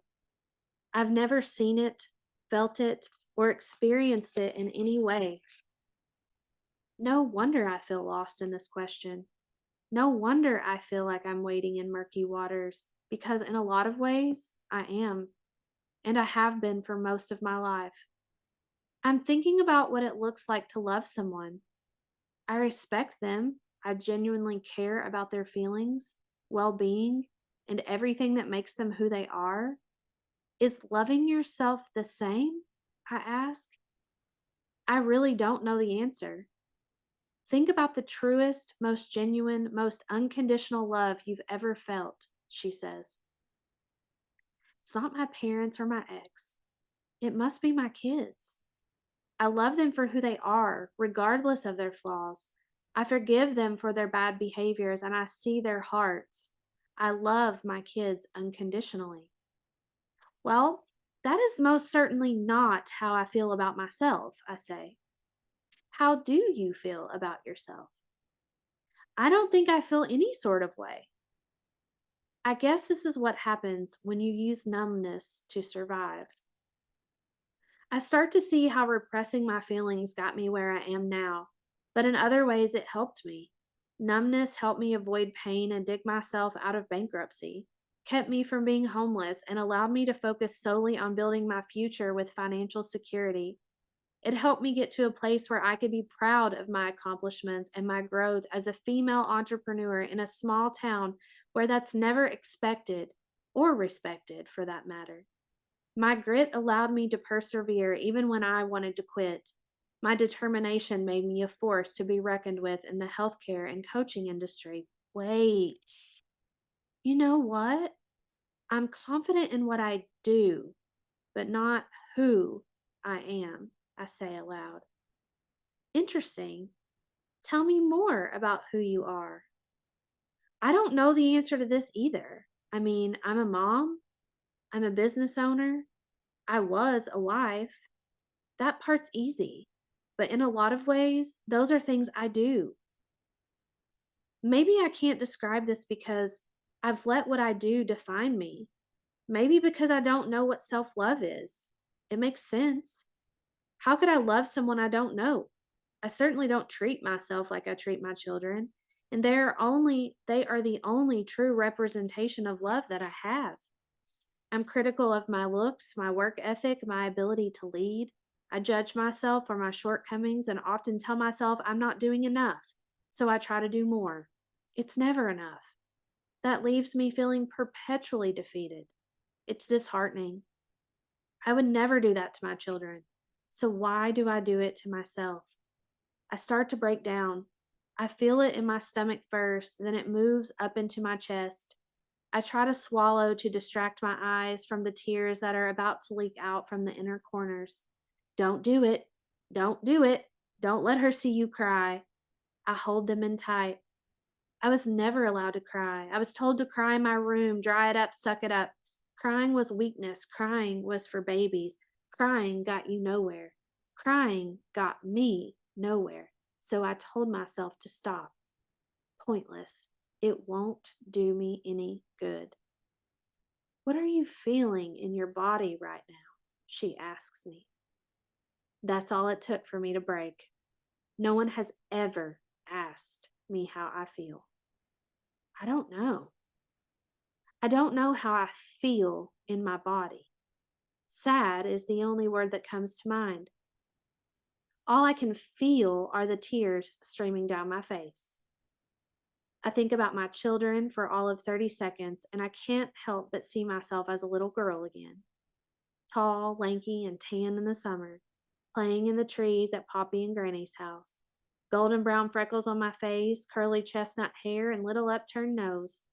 I have very few memories before the age of 6, but even then I don't remember being told, I love you, except by Granny. I remember how uncomfortable it made me feel, how unnatural it was. I recall snapshots from when I was 16, too afraid to disturb my stepdad to walk down the metal spiral staircase from my bedroom loft to pee. So terrified that he'd wake up and my mom would be annoyed that I'd hold it. I did this so often that I had chronic UTIs and eventually had to take daily medication to mitigate the problem.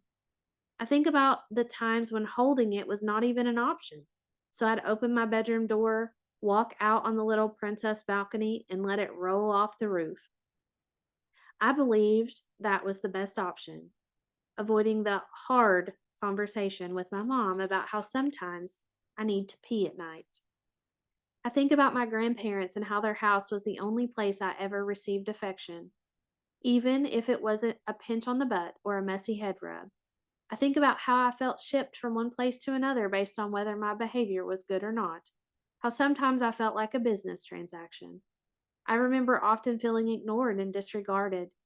I only knew the secret kind of love, the love they kept inside, unexpressed, the kind that my parents felt but didn't know how to show. At some point, I started to believe that my needs didn't matter much, I say. Her expression changes. I see her face soften.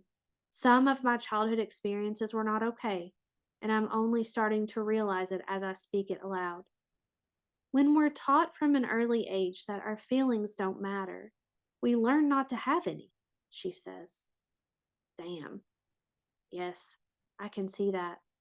I didn't feel anything but anger and hadn't for a long time. This is why. No wonder I can't answer the question. The one that should have taken me 2 seconds to resolve, but here we are, still in purgatory. This is what I need.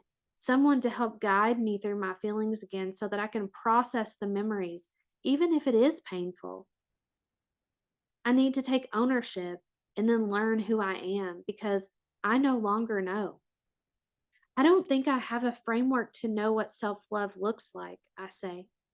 I don't even think I know what love looks like. I never had a foundation for understanding unconditional love and certainly have no idea what it feels like. My past has given me only small glimpses of it, conditional on things like doing good, pleasing others, and living up to their expectations of me. No wonder I don't understand. No wonder I am sad. No wonder I have felt the need to search for something in all the wrong ways. No wonder I haven't looked inward.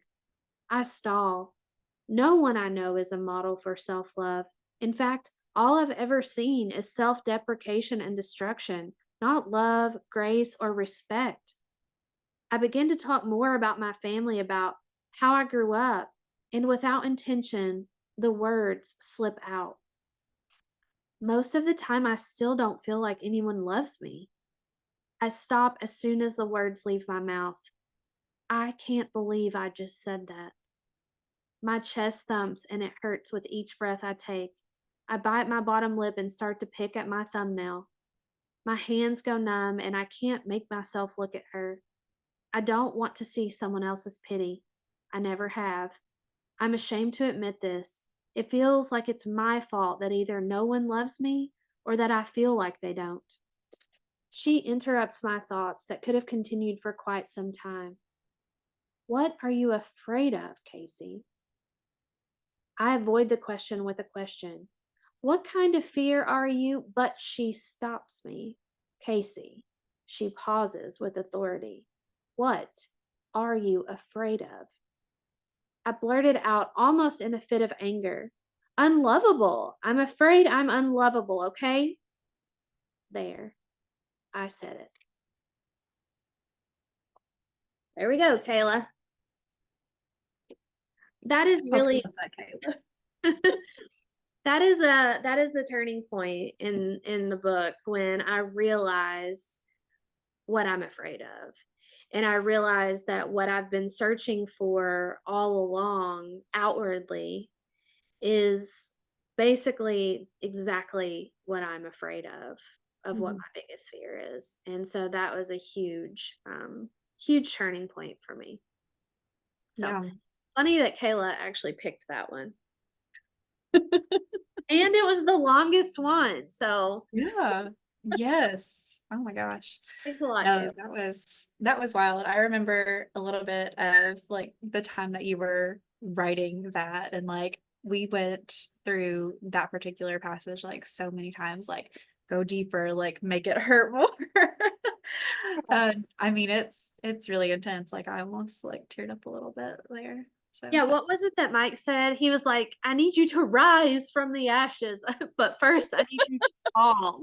Like something stupid. yes. Oh gosh.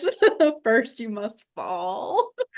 Like, oh my gosh. Like, how can I fall anymore? I'm dead. Enough.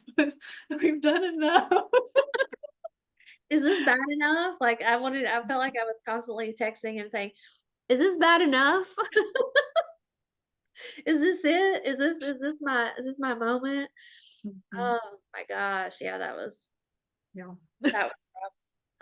that was rough. I think it was also kind of a breakthrough in the writing process too, because I feel like that's kind of when we kind of hit on that core message, right? That like what you're searching for is also what you're running from. Yeah.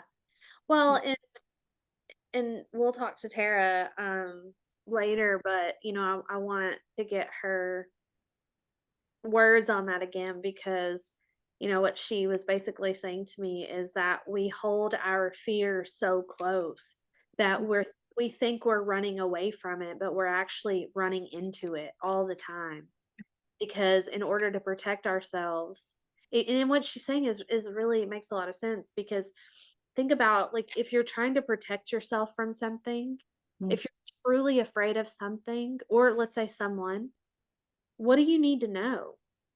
You Like have to know, yeah, where I am in relation to where the spider is, at all times.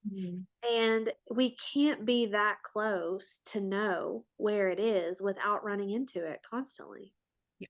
And so we're never actually able to get away from it until we face it and move through it. So, you know, and this launch party tonight, I know that it's not a direct correlation here, but you know, in our twisted brain sometimes it's easy for us to make them out to be connected. But like this launch party is a big deal for me and because I'm like, okay, I'm inviting people to something and do they even care about me enough to show up? Like, you know what I'm saying? And like are they even going to come? And that's been something I've struggled with for most of my adult life is like being afraid to actually do something because what if no one shows up? Yeah. Yeah, and I think too, it's kind of a full circle moment too, because kind of the first piece of this book is really like the last launch party we had and how that felt like kind of all the turmoil going on beneath the surface. And like, this is like hopefully a whole different experience for you, hopefully something that is far more enjoyable, to be honest. Yeah. Well, I mean, on the bright side, I did get flowers today. Aren't they pretty? Yeah. And what's different about these flowers and the flowers that I got at the last launch is the card. And so this card says, congratulations, I'm so proud of you. As opposed to the last one, I hope you have fun with your friends. Yeah, so this means a lot. Everything symbolizes so much more. We just kind of went balls to the walls with it and we're like, hey, you know, we're gonna invite people and we're gonna hope they come. And you know, that was way more courage than I had few years ago. Could have not done that then. Well, I hope that it's been rewarded. I know we've had some really incredible folks come in from out of town, like just to see you to celebrate. And I think like that's absolutely incredible. Like, Yeah. it's been a big deal. And off the top of my head, you know, we had Kelsey's family come in from Wisconsin. We've had Mike McAllowitz come in from Jersey, AJ Harper coming in from New York. We have Heather Gaudet and Kala from Massachusetts. and Barrett from Missouri. And who else? Is there more that have come in from other places that I've missed? I suspect that we will be surprised this evening when we get some out of towners. Oh, and Maureen. Oh, Maureen. Yes, yes, from Chicago, absolutely. Yeah, Ah, and I know like we've got people coming in from different parts of Kentucky too, like not just local to Somerset, but like we'll see some others tonight as well. excited. Yeah, I'm really excited. And honestly, these people in this community that I've found myself in, I could not have done it. You know, like people get up there and say, I could never have done this without blah blah blah. And but it's so true. There were just so many times where I just wanted to give it up and be like, I'm not doing this. And even though I know none of them would have been disappointed necessarily, they were always there, just like, you've got this, it's, you know, it's coming, you're almost there kind of deal. And I couldn't have done it. Yeah. I couldn't have done it alone. Yeah. Yeah. Earlier when you were on, did you shout out to sponsors as well? Ooh, no, but we can absolutely do that. Absolutely. Yes. So just quick shout outs. Practice Access, our lovely friend Barrett, who's in from Missouri, her company that she built from scratch, has lovely sponsored 100 books. So we greatly appreciate that. Thank you, Barrett. Thank you, Practice Access. Yes, thank you so much. Mhm. And we've also had some lovely like local sponsors too. So we've mentioned Willie, we've shouted him out. Like I've been singing his praises from the rooftop. He made some absolutely beautiful things for us for the launch party. And his business, Commercial Printing, sponsored us as well. We love that. And also like I can't like not mention our businesses sponsored. Mindset Behavioral Group and the Hip Kiln are proud In Search of You sponsors. We have Jackie to thank for that because she is a cheapo and she gave us money. So Thank you, Jackie. yes. Oh, go ahead. Sorry.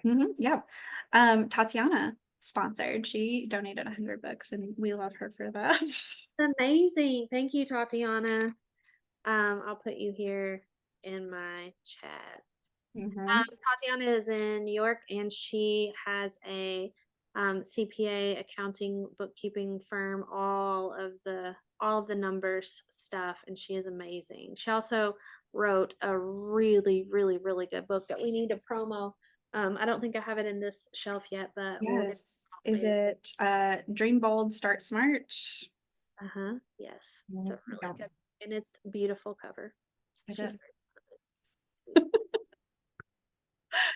Yes, we also have a 5-star title. They are a local company here in Somerset. We appreciate them. Yes, thank you. Mm-hmm. And all of you little turds that are going to sponsor but that haven't sponsored yet, you still have time. Jonathan, you know I'm talking to you. So you still have time. Party doesn't start till 6. But yeah, we are using all of the money from the sponsorship donations to purchase books and then redonate those books out into the wild, into the world of women's support groups, domestic violence centers, shelters, treatment centers, any type of mental health facility, nonprofits that can help people heal, find themselves, grow, become better versions of themselves. We want to be able to put those in the hands of people all across the US. Yeah. And can you tell people what to do if they would like to purchase order? Yes, absolutely. Yes, so if you want to sponsor or donate books, reach out to me. My email is in the chat, or marketing@consultwithkc.com. Reach out to me, and I will kind of talk you through that process, and we'll take those books, we'll donate them, like Casey said. If you have some great places, maybe you're not in Kentucky, maybe you want to spread some love in Florida or Texas or South Carolina, we would love for you to do that. And there's a couple different ways that you can buy in bulk. We recommend bookpal.com. They do really great things with discounts if you buy 25 plus books. So you can get more for your money and do more good in your community. Okay, what's next? What's next? So next up, I believe Bopsy is coming on, and she and I are going to interrogate Rachel Harrison a little bit. Yeah, okay, cool. That's gonna be fun. I'm going to start filling out while I eat lunch. I'm going to start filling out the silent auction forms. So that we can start collecting bids and have these all nice and beautiful. And if you are watching, or if you hop onto this live and you are coming to our launch party, I would love to know. So please stick that in the chat for us, por favor. Oh, there's Bopsy. All right. Okay, adios. Feel free to make me a host so I can let people in. And then your lunch is by the microwave in the conference room. Awesome.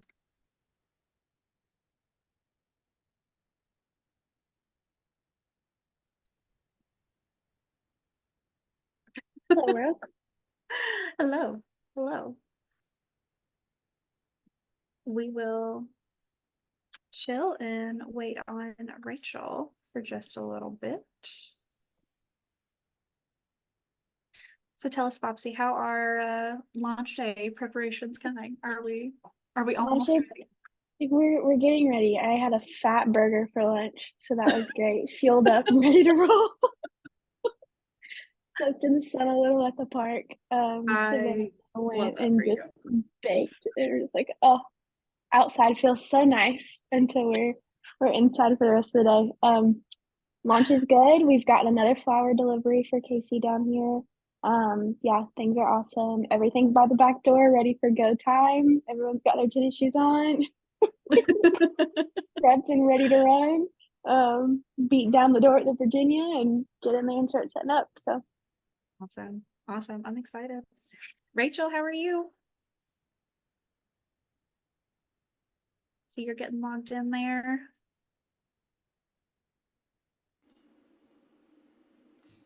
Hey, how's Hey Rachel doing? there.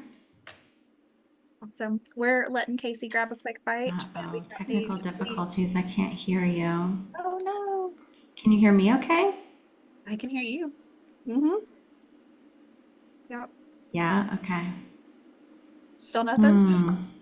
All right, let's try this. It's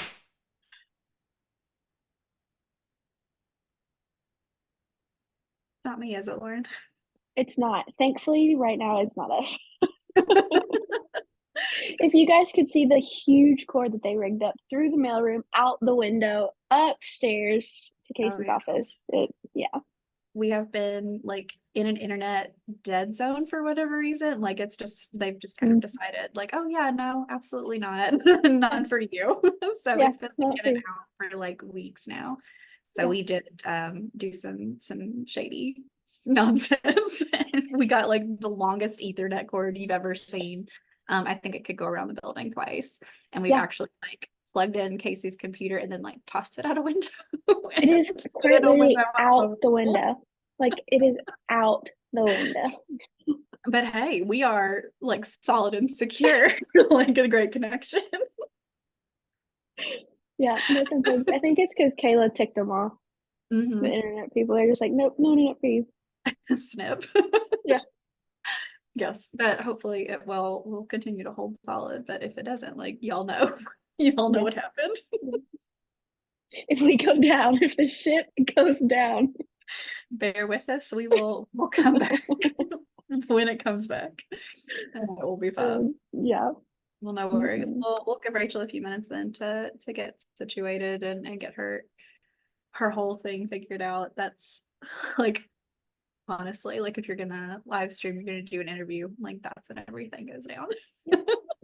Absolutely. Updates, logged out, passwords changed. Yeah, everything. Absolutely. Well, let's talk a little bit more about our launch party tonight. Just so you know, it is open. If you are watching and you would like to come on. We'll have all the food. I have some fun things too. So a reverse book signing we're having tonight on our schedule. Yesterday was like reverse book signing. Who knows about this? What's going on? And I was like, so Casey had this idea when we had her event over at the Hip Kiln. We did like a little pre-launch, like everyone come and hang out type of thing. And she grabbed a book and she said, I want everyone who attends my events to pass around this book and sign this book for me. And she's going to have Willie make her like a little placard thing to kind of go on the front.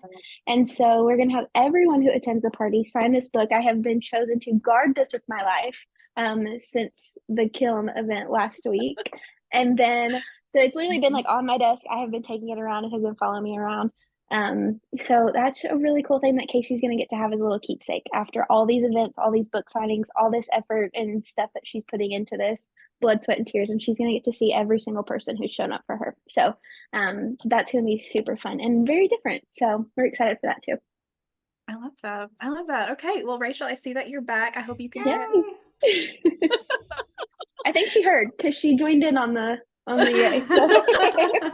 I did. Thanks for having me. I apologize. Zoom did not like my headphones and totally shut me down. I had to switch computers. So technical, that's why we have backups, right? But yes. Hey, I'm here now.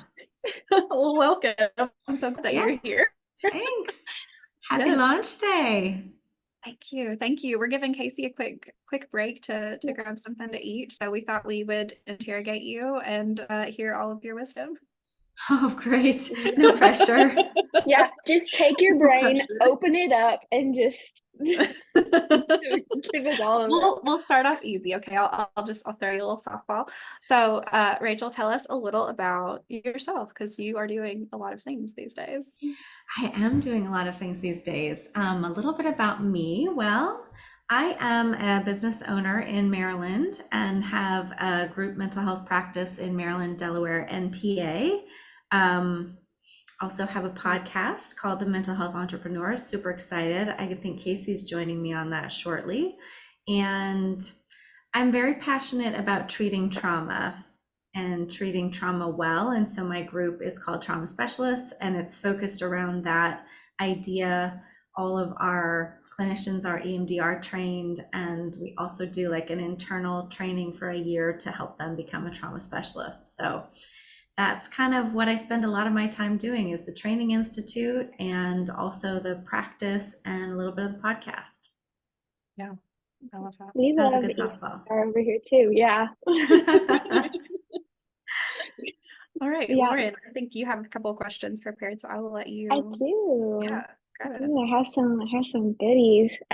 So I don't know if anyone knows me. I'm Bopsy. My name's Lauren, and I do the marketing and community outreach for Mindsight. So I'm kind of like right in there with Kelsey as far as like what our therapists do, what they specialize in, that kind of thing.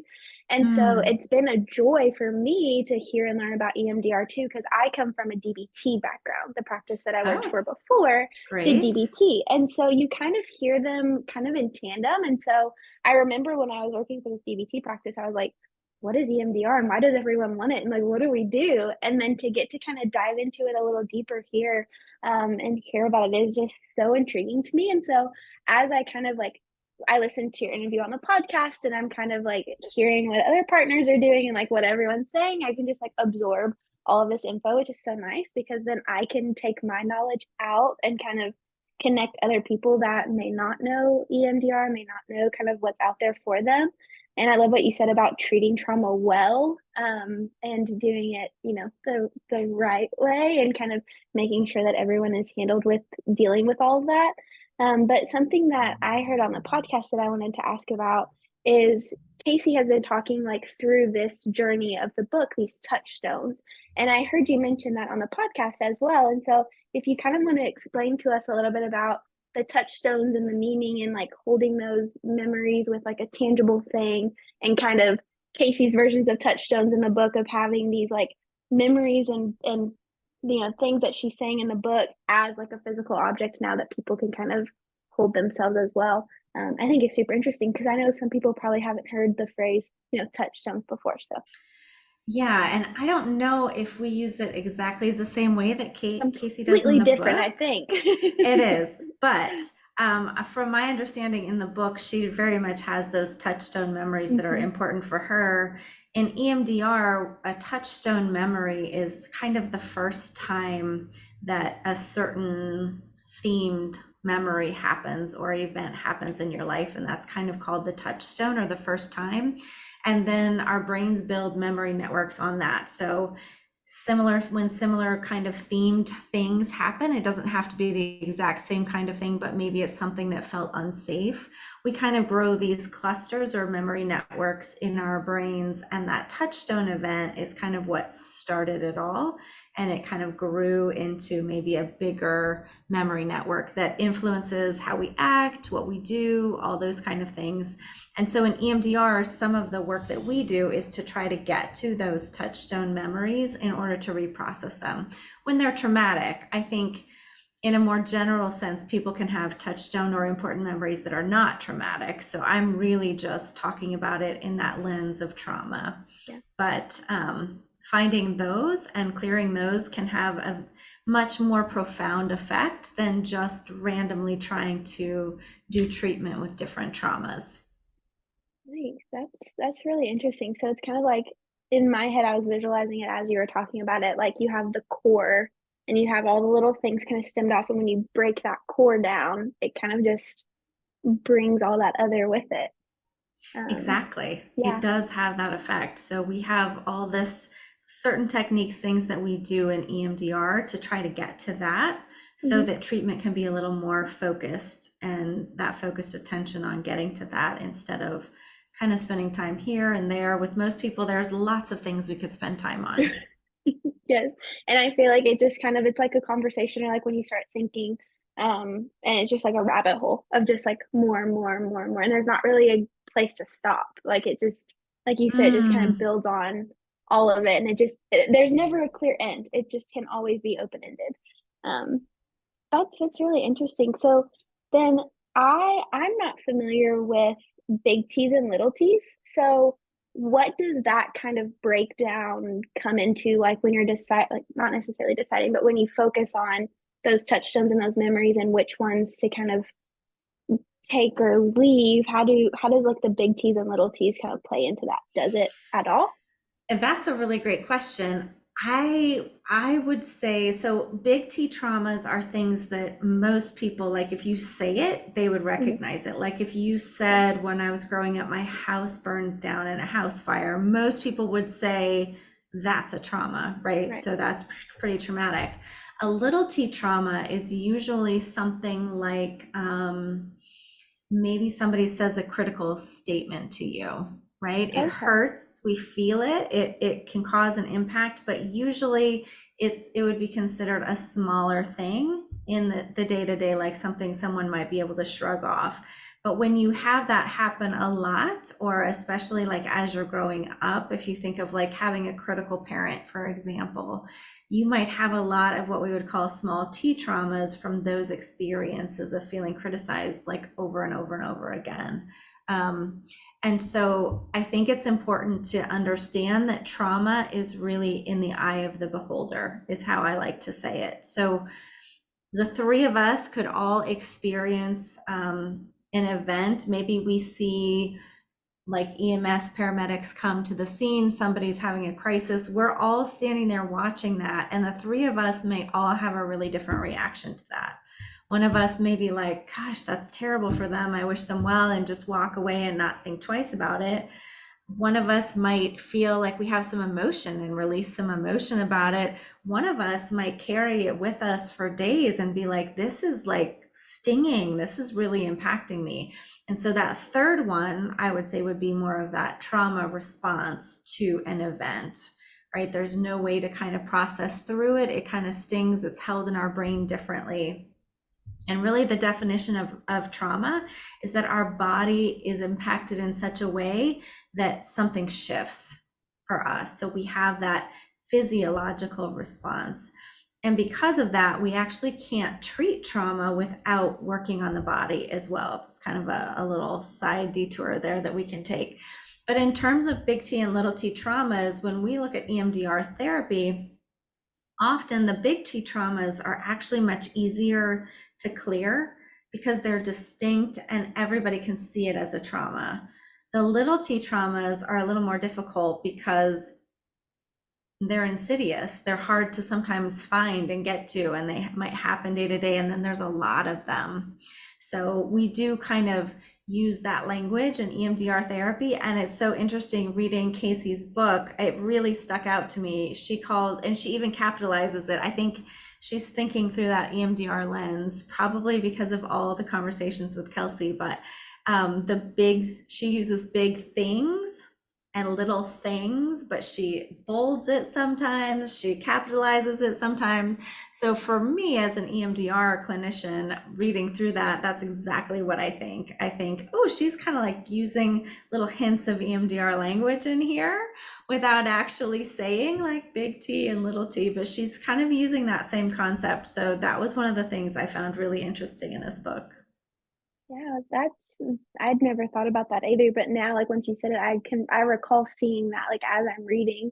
And it's so funny because I think once you get into kind of a specialty like that, as much as you want to separate like work from personal or whatever, it just kind of is like becomes your way of kind of how you carry conversations or how you like handle reactions or kind of how you respond to things. You just maybe naturally kind of do it through this lens of that. And so someone like me reading the book would have just been like, oh, big things, little things, like that's cool, like that's neat. But then when you look at it from like an EMDR lens, and that's kind of your second nature is to kind of focus in on things that one certain way, you're like, oh, she capitalized and bolded big things and little things, and that's EMDR, like that's what I do. And so it's neat to kind of see how the framework is, you know, kind of shifted based on like someone's frame of reference looking at it. And so that makes me think like a lot of people have had a lot of different experiences reading the book too, based on whether they're a therapist reading it or they're someone who hasn't been to therapy before, or they've been through a divorce, or they've,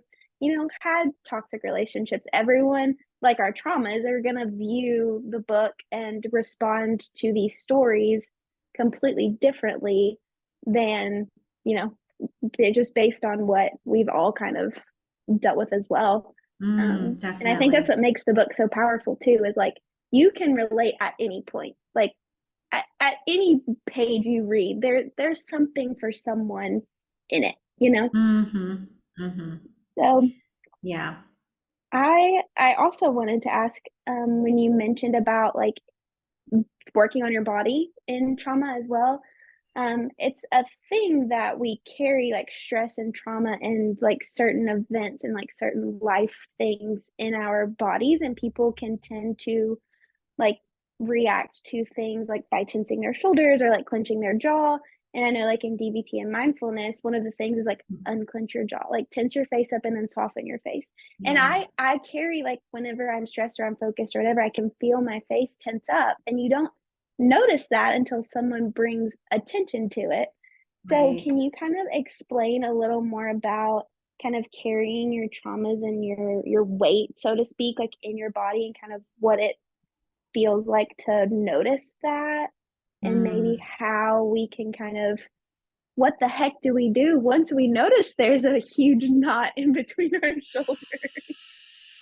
I mean, that might be something that's kind of individual, but I can kind of give some broad strokes maybe. I mean, I think the first piece to me is that our bodies are never separate from our brains. Like, it's interesting that we think about that. And I think in my field, particularly, like when I was trained many, many years ago, it was much more cognitive focused, right? Everything was about how we're thinking about things. And that was, I think, a little bit of a sway toward a certain direction. I think we're starting to come back and recognize that the body and the brain are the same. They are both the body, right? And so I think it was maybe silly for us to ever think that the body wasn't impacted by trauma. There's a lot of research out there looking at even mammals and like animals and how do they respond after a traumatic event. Like their bodies, they'll like shake it off right after something happens, or they'll get something to eat or drink. Like there's all these ways physiologically that our body can process through traumas or emotions. And I think sometimes, because as a society we can tend to think so much just about our brains that we don't always think about the impact in our body, but that can be as unique as anything for anyone, and as far as how we hold it in our bodies.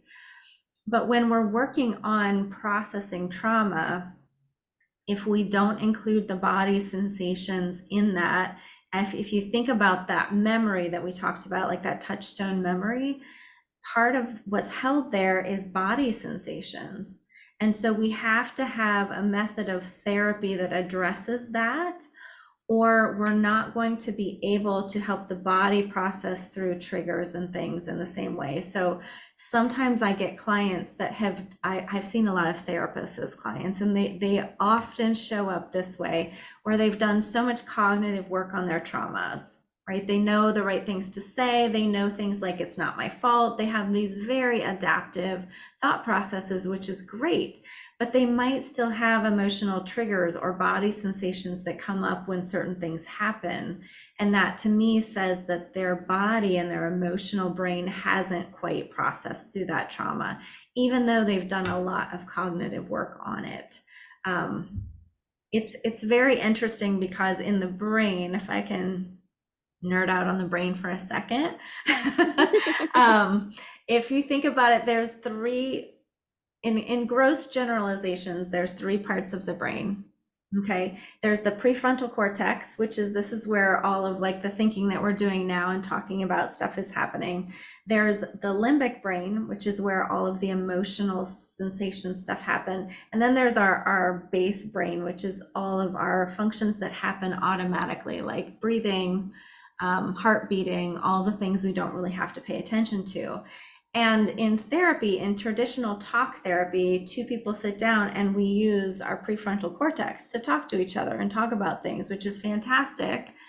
And the problem is trauma is stored in that middle little section. It's literally like a fist in the middle of our heads, if you think about it. It's where the amygdala is, the hippocampus is, and all of our traumatic stuff, feelings are also stored there. And so if we don't access that part of the brain when we are working in psychotherapy, then it's very difficult to see lasting change. We can teach people skills, but in the moment that they're triggered or upset, they may not be able to utilize those skills. So what we see in traumatized people is that they can have a really strong prefrontal cortex, but that prefrontal cortex is not connected to the limbic brain when a trauma reaction happens. So it's like all of that great teaching and skill building that we did is like out the window in that moment.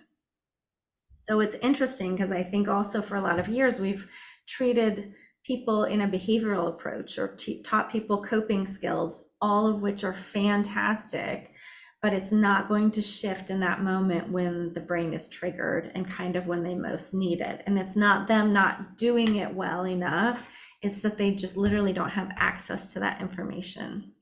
So with EMDR, we're able to access the limbic brain in order to reprocess, is what we call it, the trauma. But I want to highlight too, there's a lot of preparation for that.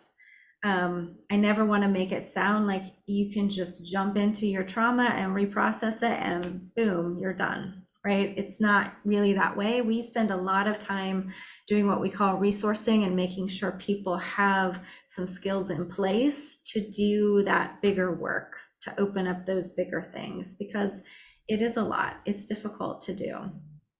But one more thing I'll say on the body. See, you give me a question and I just can't stop. I just keep going.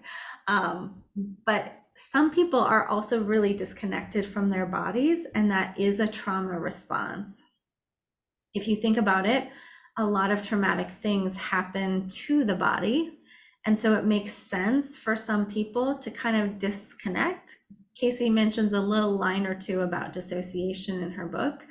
And that would be a type of dissociation, to not really tune into your body at all. And that's just a survival thing that people have used to adapt. There's nothing wrong with that, but we have to be careful with that too when we start talking about it. Think about what's happening in your body, think about where memories are stored in your body, all of that. We don't want to push that too far too fast. Too much? You're like, no, what do I'm we even just say like, with that? just like absorbing all of it in. I think that that's so interesting that, you know, it's just kind of something that you do without even really knowing or like noticing. It's just, oh, my body's doing all these things, everything's disconnected, everything's, you know, all out of whack. But then you're kind of able to have a modality of treatment that's like, okay, let's sit down, let's connect it all, let's reprocess it, let's get you through this. And then moving forward, you have all of these resources that you can then come back to and access at any time, where it's like what you said before with the skills. I've heard it many times in group. It's like, oh, I just flipped out on somebody. And then I thought, oh, that's a skill. I could have used the stop skill and taken some time and gone through it and kind of gotten myself together. But there's no extra in addition to the DBT skills for them to say, okay, let me stop and use this skill. And so sometimes, you know, I'll have, you know, I've had group members before say, I've made flashcards or I've made a key ring that I keep on me, that like I literally physically access things. But that's not always, you know, realistic. You can't carry around, you know, a key ring of 100 some skills all the time. And so being able to have EMDR as like a connecting, you know, all the dots together and being able to utilize all the treatment modalities together and be effective and successful is very interesting to me. Because I didn't know that all the brain was disconnected like that. So Yeah. I'm just learning all kinds of new stuff today. I'm all about it. I love DBT too. It's a fantastic skill, Love but it it. does pair well with EMDR. And Yeah. that is actually why I founded my training institute, is because I Okay. started training clinicians in EMDR and found that it does dovetail so nicely with most types of therapy that therapists Yeah. are already doing. And Mhm. so it's just kind of a thing I'm passionate about. I think everybody needs to learn how to do it. I mean, all therapists, I should say, need to learn how to do EMDR, because it does something that other therapies don't do. Yeah, me with Kelsey's buddies just walking around, just like, hey guys, let's do something. Kelsey All- is like a natural born EMDR therapist. all She therapists just who gets are it. Yes, all therapists who are qualified, actual clinicians who have gone to school and know what they're doing. Exactly. Exactly. One more thing that I wanted to kind of touch on before we have to wrap up. I have tons of information, but I will keep it within our 30 minutes, or Emily will like come down here and pat my head. Emily's so good at that. I know. She's gonna be like knocking on the door downstairs. I'm gonna hear footsteps. Just one more thing that I wanted, that's a pretty big theme in the book, and I think within kind of trauma work and reprocessing and seeing kind of why we're where we're at, is family of origin. And kind of how our environments as we're growing up and the way that our parents react, the way that we've been brought up to react, or this is right, this is wrong, is kind of molding and shaping us as we grow up. And then we become adults and we get out on our own and we're like, everything's a lie, everything's wrong, none of it's the way it seems. And that can be, you know, a big thing in itself, is kind of refinding where we're comfortable and not what someone else tells us is comfortable. So if you want to kind of nerd out on family of origin, then Whew. I don't think we have enough time for all of that, but again, we can talk some broad strokes. It is really interesting, and you know, everybody tells you this, but the truth of the matter is, especially like 0 to 3 is when we figure out how to interact with our own selves and how to interact with other people in a relationship. And that seems so young, I know, but that's all the time period where, think about, we're having big emotions, we have hunger in our stomachs, and so we cry, and we learn that somebody comes and takes care of us, hopefully in that moment, or we might learn not so much, or we might learn support is unpredictable. and we're absorbing all of the interactions around us. I mean, the brain at that time is, you've heard this probably, but literally like a sponge. Like every experience that happens, there's like this it's very malleable, the brain at a young age, and it almost hardens over time if you think of like clay or something. So you can shape it a lot early on, and then the older we get, the harder it is to shape that. It's like we've kind of gotten more set in our styles and our ways of doing things. But we learn too by watching, not by what people tell us to do. And so this to me is like a big deal. You see parents, I do this as a parent all the time, right? I'm gonna talk to my kids about something I want them to understand. But the reality is they're so much more likely to do what I do than to do what I say. And so that's where that whole family of origin stuff is so big. And when we're little, we think our parents know everything, or our caretaker or whomever we're living with, we think they are the authority. And we're modeling everything that way. And then developmentally, we start to challenge that in our teens. And then we start to hopefully find our own self and our own voice, ideally in our 20s. Not all of us find it then. Some of us, 30s, 40s, 50s, 60s, 70s, whenever it happens, it's fine. But I think that it's sometimes unlearning, because those years are so formidable. I think the unlearning part that has to happen when we realize, oh, that's not the way that I want to be with my children, for example. It takes a lot of that intentional unlearning of things, and that's a whole other process in and of itself. But I do think, in all honesty, family of origin is where we end up working as therapists. And I love how Casey brought up so many pieces of that in the book, and how she talked very specifically about the different people in her life. I also really love that she brought up grandparents, because I think the impact of her grandparents is such a cool part of her story. And Lauren, you were talking about like how certain things stood out to different people. That stood out to me too, because I had a really great relationship with my grandparents. And so I found myself as this like, oh, I get to read a story about Poppy, or oh, I get to read a story about Franny in her book. That was just very profound all the way through. So I think it's important to realize that family of origin is not just your immediate caregivers, whether that's mom or dad. It can be extended family as well when you think of that, because all of those people, and even friends, close friends in your life, are influencers at that young age. I'm super close with my grandparents as well, and so that was one of the things too. I was like, oh, it just makes you feel all warm, and it recalled like my own good memories of when I was growing up with my grandparents and spending summers there, and when she would, ride in the car and all that stuff. And so it brought forth those memories for me as well. Yeah. Casey is such a good writer. Feels like you're there. Like, even though it's not your memory, like your story, like you can you can just feel it coming through. Yeah, that really stood out to me as well. As it's like, yeah, it's fun to read. Unlike some books that I don't even finish or get past like the first 2 pages. I know. I'm personally very excited about the audiobook though, because I am an audiobook person. That is how I do all my books. So it was a bit of a stretch to get an advanced copy and read it. I was like, okay, because I listen to everything. So I'm excited for the audio. I'll probably get slightly more out of the audio than I did just reading the version, but that's just a me thing. Audio is coming out when, Emily? April 30th. Yes, that is happening. Okay. Yay. Very we're good. gonna have to circle back with Rachel and be like, all right, now tell us what you did. I know. Can you listen to it and now tell us some of the highlights? Yeah, like how do you feel now about what you got out of it? It's not a bad idea. You could do another launch for the whole audiobook. other launch. I mean, Like, let's I'm do all this. about it. Really, I I am. know. Give me that advanced audio copy and I'll be here. See what I can do.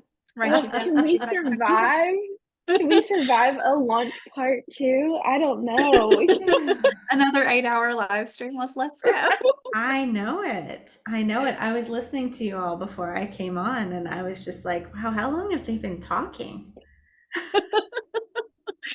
Casey longer than me. So Yeah. They've started at 11 a.m. and have been going nearly nonstop until Casey just got off for lunch. Like, Wow. yeah. That's a lot. I heard her say the part about the flowers and I would call it a reparative flower experience this time around. That's pretty cool. yes, absolutely. I Absolutely. love that. Yeah. Yeah. Well, Rachel, thank you so much for hanging out with us. We really appreciate you. Thanks for having me. Thanks for all the great questions. And I look forward to more launch stuff. See you soon. Bye, Rachel. Awesome. Okay. So next up, I believe Casey's gonna jump back on, and we have the lovely Katie Canderas with us here shortly. I'm super excited to hear from her. She's another EMDR therapist based out of Arizona.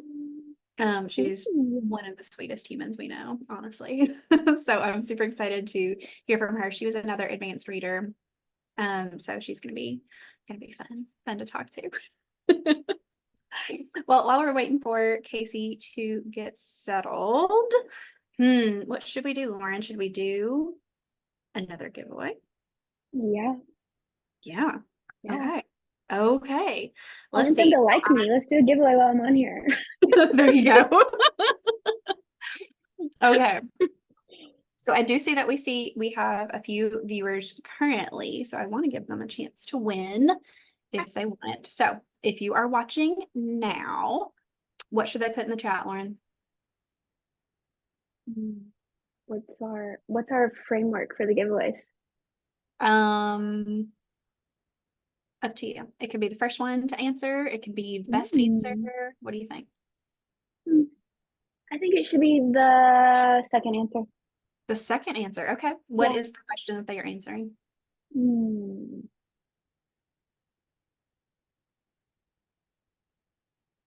What is your favorite word? Your favorite word? Okay. I love it. We're talking Okay. about a book. We are talking about a book. Okay, fair enough. Fair enough. Okay. So if you I'm are trying watching, to make it relevant the best I can. I love it. Love it. I'm here for it. So if you are watching the Facebook Live now, we are looking for the second answer. So go ahead and yes, Savannah, you can play. Give us your favorite word. Might learn some new words. Might You learn never some new know. words. Yeah. What is your favorite word while we're waiting, Lauren? I'm always in the market for new content. My favorite word is I don't know. Kelsey's been walking around the office going slay, and I feel like that's my current favorite word. Savannah's been educating all of us down here very well on the new hip lingo. All the Gen Z And words, sure, yeah. Realistically, like I think my favorite word to write is language. Language. Why? Have you ever written language? The word language on a piece of paper? I have, in fact. So nice. It's so nice. It feels so good. Everything just flows together and loops together so perfectly. Do we have a second answer yet? Oh, there she is. Hey. Can possibly maybe tell you why you don't have a second answer if you don't. Yeah, go ahead. Because you can't tell them that the winner is the second.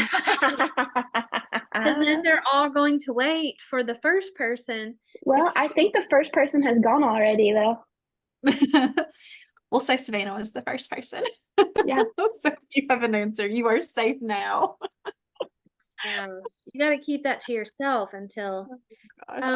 And while we're waiting, I want to let you all know that I filled out all of the little auction forms. Thank you. Yay. But we have some left, which is nice, but now I want to auction more things off. So if we can find anything around, I'm going to pull out some special bourbon from the bourbon cabinet that we can auction off also. So I if you can want pull some stuff off the walls, I think. Yeah. Kayla already tried that. I'm just gonna wander around. There's a cool looking buffalo in front of me. I think Kelsey's a lot. Not sure what I walked into. Yeah. Hey, Katie. Well, while I was downstairs hunting for things to sell, I found some flowers. Look how pretty these are. Oh, they're lovely. They're so cute. I love it. Thank I you, was so proud. Mallory. If you're watching, Mallory does my skincare stuff, and she does some really good Botox, and her eyebrows can still move. So Hey, that's great. yeah, A win. you have to have some kind of facial expression, you know. Very important. Very important. I'll put on my hair in the. So Okay. pretty. They might fall. I might knock them off the desk. Your Anyway, big crash from Well, upstairs. I will continue to monitor this chat for a winner. I'm and gonna then- go be the winner unless Yeah, someone we'll- beats me we'll to check it. I'm out. on my We'll way. do, highlight Katie here. Bye, everybody. hi, Katie. Hey. Long time no see. Long time no see, I know. Oh, it's been like a whole 18 hours or so. Yeah, and then I see you tomorrow morning too. I might not be living by tomorrow morning, but that, it's okay. That's all right. That's what coffee's for. True. I've had some, but I think it's time for some more. I'll be getting some more after I get off of here with you. Well, I just wanted to have you on because one, I wanted to thank you for your role in the book and how your feedback as one of our advanced readers was crucial. I mean, Oh, yeah, that's sweet. Thank you. it was great. And I just kind of also, if you could just speak to who you are and what you do. Oh yeah. Who am I? Who are you? What do you do? What do I do? How did I find you in the book? Yeah. I'm Katie Kinderas-Wiener. I'm a licensed professional counselor in Mesa, Arizona. I own a group practice. We specialize in trauma, dissociation, and helping the LGBTQ. I found Casey when I was starting my group practice, and then I've been an advanced reader for this book and your Fix This Next book. Mhm. And Yep. so my specialty is trauma, dissociation, substance abuse, and I've been practicing 12, 13 years now. Cool. Yeah. Did you what are your thoughts about how different the two books are? Oh, they're drastically different. Like one is very like, this is how you do it. And I now having read the other book, I can see the do in that book. The And I doo-doo. really relate to that. And I love that book because it was like, oh, here's what I do. And like, it really fed into my own, like, hey, let's get stuff done. Yeah. And then the other book was very personal and just so much more relatable. Yeah. Well, I did with you in mind. I forget exactly where it is, or I would turn to that page.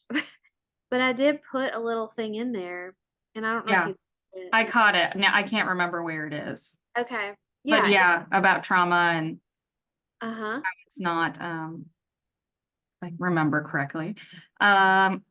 It's a normal reaction to abnormal situations, and Yeah. it's not something anyone can like prepare for or know how to handle. And I think it's really amazing how we do all handle it, especially if it happens in our childhood. It's very remarkable, actually. Yeah. And it doesn't mean that people are damaged or faulty, and people that present as though they have no trauma or they have their life is perfect, it's not real. Yeah.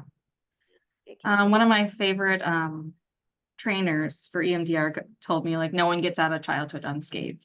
Oh, yeah. course. And I think it's actually the opposite. People think they're broken, but they're quite resilient. Yeah. It's really the opposite of how amazing your mind and your body coped Uh-huh. with this, and you made it. Mhm. Like, look at what it took to get here. Yeah. Yeah. Yeah. The transformation is kind of what you have to think about. Like, what am I looking for? And for me, I just knew that I needed to feel different, like, Yeah.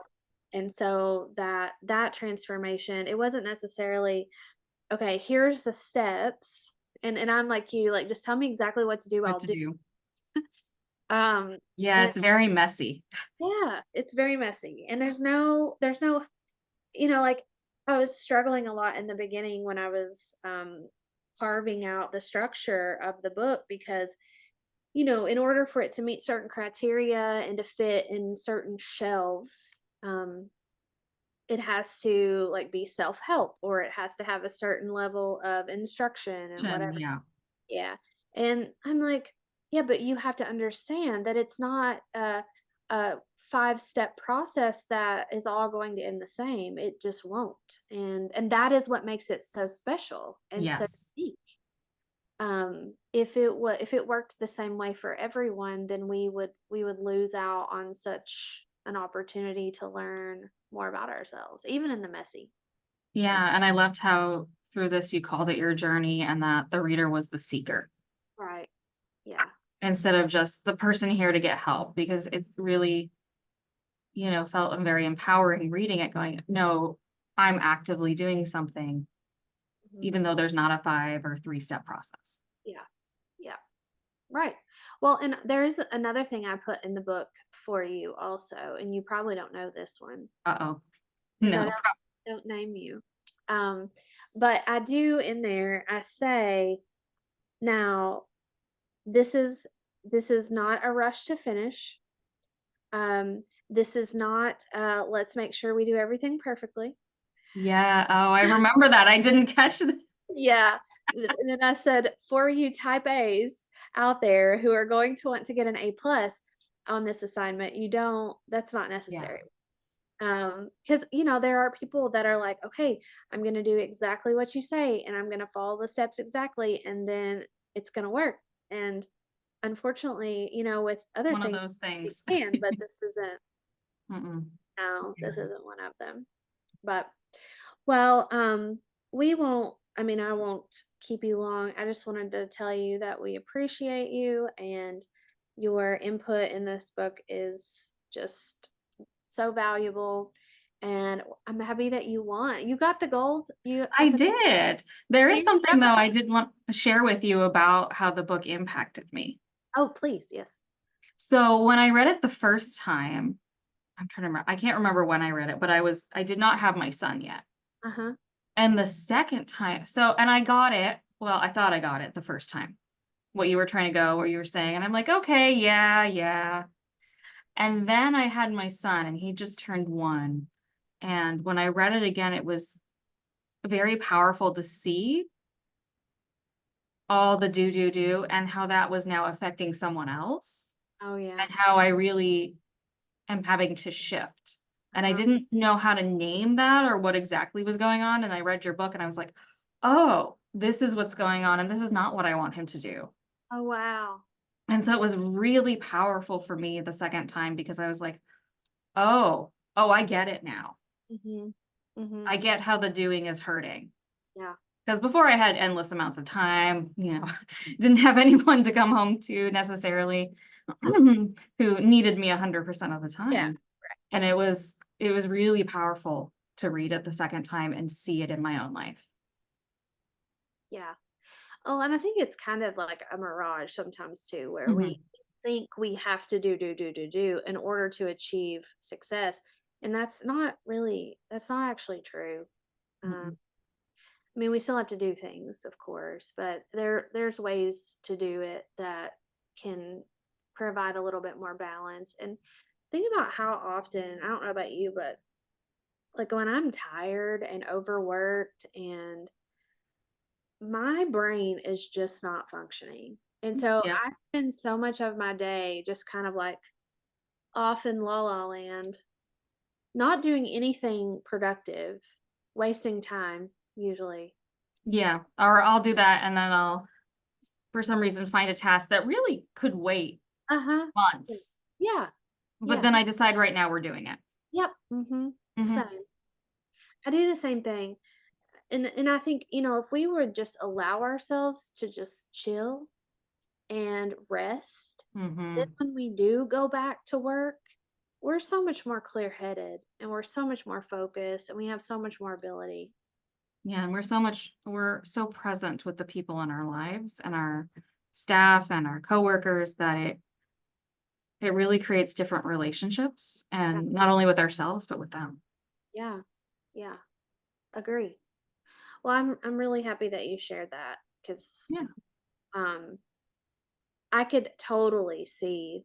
I mean, I remember back when I didn't have kids and like my whole perception on things and my attitude and like my work ethic, and I totally get it. And I think for me that I had a really hard time changing that after I had my first kid. It's been a struggle. It's an ongoing process. Yeah. It's Yeah. hard. Well, and I think it does get easier in time a little bit. And then if you do have more, um, it almost becomes like not your choice anymore. So you're forced because you just Yeah. literally don't have time. That's what I'm coming to right now is like, yeah, I could spend more time at work, but it doesn't feel like the right choice or even a feasible one. Right. Yeah. Well, try having 3 or 4. I mean, we had Yeah. guests in last night trying to get everything ready for the launch. My daughter had softball practice at 6 p.m. at one place. My son had t-ball at 6:30 at a different place. My daughter then had to go from the 6 o'clock softball practice to an 8 o'clock softball practice, all the while having to get the other two fed, get ready for bed, and then we get home at 10 o'clock, fed, ready for bed, back up at 6 to get them to school so that we Well, can. I mean, you yep, just literally don't have time. And I'm sitting there thinking, there's so many things that I have on my list that it's just not going to happen. it's not gonna happen. We're just not doing it. And it's okay. I get it. It's okay, and it sometimes can be a very uncomfortable place for me to be because I'm like, ah, because Yeah. it's still like a new way of being for me. Yeah. Well, there are other people out there going through the same thing, I know. And I appreciate your help, and you're stuck with me for another year. So Yep, I'm yeah, excited. I would say the opposite. You're stuck with me. I'm stuck with you for another year. I know. No. And remember that your gold ticket also comes with your Meet You in Kentucky ticket. Oh, So, it does? Did not realize that. yeah. But I'll let you hop off, and we appreciate your support. Check in Of with us course. throughout the day. We're gonna I will. be giving away more stuff. And Awesome. And congratulations. thank you. Thank you. I will talk to you tomorrow. Yep. See you tomorrow. Bye. Oh, it is just me. Let's see. We are waiting on our last guest of the day. And there is a story about this guest in the book. Actually, she's in a lot of stories through the book, but one that super important, and I think she's in the story starting called Business, and that was a big, huge moment in my life. It also gave me the opportunity to meet many of you that I've talked to today at a conference, and that's where I also met Katie Englert. And hey, Katie, thank you for the flowers. They are so cute. They are beautiful. I love them. All the flowers you all have picked out are just so cute. Um, I feel really blessed to have all of the people and all of the support and all the good things. If you have not ordered your book, please do that and let me know in the comments. We are watching. We are trying to get a bestseller flag on Amazon. It's kind of tricky because we were trying to change our categories, and I don't know if they ever got changed, so it makes it a little harder. Makes it a little harder to hit that bestseller mark, but we're still gonna give it a shot. So if you already bought one, that's great. Thank you so much. If you wanted to buy another one to donate, we would appreciate that too. We have an auction going on with lots of goodies. And if you would like to bid on anything, if there's anything that your heart desires, please let us know, because we will be taking all of the money from the auction to purchase books to then donate to women's centers, treatment centers, different types of mental health, self-help, all those wonderful things. We are currently number 43 in one of the categories on Amazon. Really would like to be on up there. So let's see what Tara has to say. Tara was supposed to be here. She was not. Oh, there she is. Mute. There you go. Hey, There you go. do you want me muted or unmuted? Am I good? You were muted, so I was just. Oh, nice. Thanks. Yeah. How are you? I'm good. I'm good. Well, Talked all day. your hair looks good. Just got it done. The color? Yeah, I really like it. It looks good. Well, Ooh, it's all pretty glasses. gray, so I figure we're just gonna go with, You gotta light. just blonde it out. Just lighten it. Well, as my mom was always had really blonde hair, and then like in her 30s, 40s, it darkened, and then when her gray started coming back in, it looked just like it did when she was little and had blonde hair. Oh, that's funny. I'm wondering if mine, when it comes in, is gonna kind of turn blondie color too. Hopefully, fingers crossed. Yeah, we'll see. Kelsey has like one of those things right here that her, it's like gray, just like right. Yeah. through- Like one strip. Yeah. I don't know what Yeah, that's. she looks like Storm from the X-Men. Huh? Yeah, that actually looks awesome. I know. That's what I told her. I said you should leave that. Seriously, yeah, she should because it looks badass. I know. That's what I said. But she don't listen. Mhm. Are you doing interviews all day? You're the last one. So after you, I am Done? ready to go get dressed. Yeah. Uh-huh. I'm so fucking sad, man. I don't even like you anymore. I don't blame you. I was like, are you fucking He heard it last week, Casey. So it was like holding out all week. He was literally laid out for 2 solid days. And I was like, okay, so I'm leaving coming like, it was like talking about Kentucky, and he was like, I don't know. So it was like holding off to decide. And then he tweaked it again yesterday. So not even yeah, it's just Oh I'm my glad my mother-in-law's here because at least I can like get out of the house and do a little bit, but she's gone today. So it's sort of like, all right. All right. So it Ugh. sucks. Yeah. Yeah. Well, It's been years since he's fucked it up too. So that really sucks. he's getting old. Yeah. Getting At old. something. Something. Yeah. I'm like, you need to do something because he's working on it. It's not his fault, but it still like lays him out and then just kind of sucks overall. So, Well, I mean, it yeah. happens, but it's Fucking okay. figures with the timing. I know. It's always Mhm. always something. Well, we won't keep it too long. I was just going to one, say thank you for all of your help with the advanced reader process and the developmental stuff and the feedback and all the that was a All this lot. stuff. But super helpful. And this is not Lauren, this is Savannah. But Savannah, do you have any questions for Tara? If not, it's okay. No, I did have some questions, but I kind of wanted to I've heard a lot about Tara, but I haven't like met her personally. Oh, It's let me Savannah, give so nice to meet you. let me give you just a second to meet one another. Okay. This is Savannah. Savannah teaches us all of the current language. I do. Oh yeah, nice. I'm an educator Very nice. here. Yeah, that's so funny. Okay. Even that, the educator piece. Yeah. It's a role. Yeah. It I is. didn't have any idea what she's talking about ever. We just, But it we gets around. Everyone Yeah. uses it. The yeah. language. Kelsey's, she's going around saying slay. So we love it. I'm not using the language yet, so You maybe. will though. You Okay. will. Yeah, but then by the time you do, it's going to be dated because that's It'll what be happens with old out. people. I Yeah. know.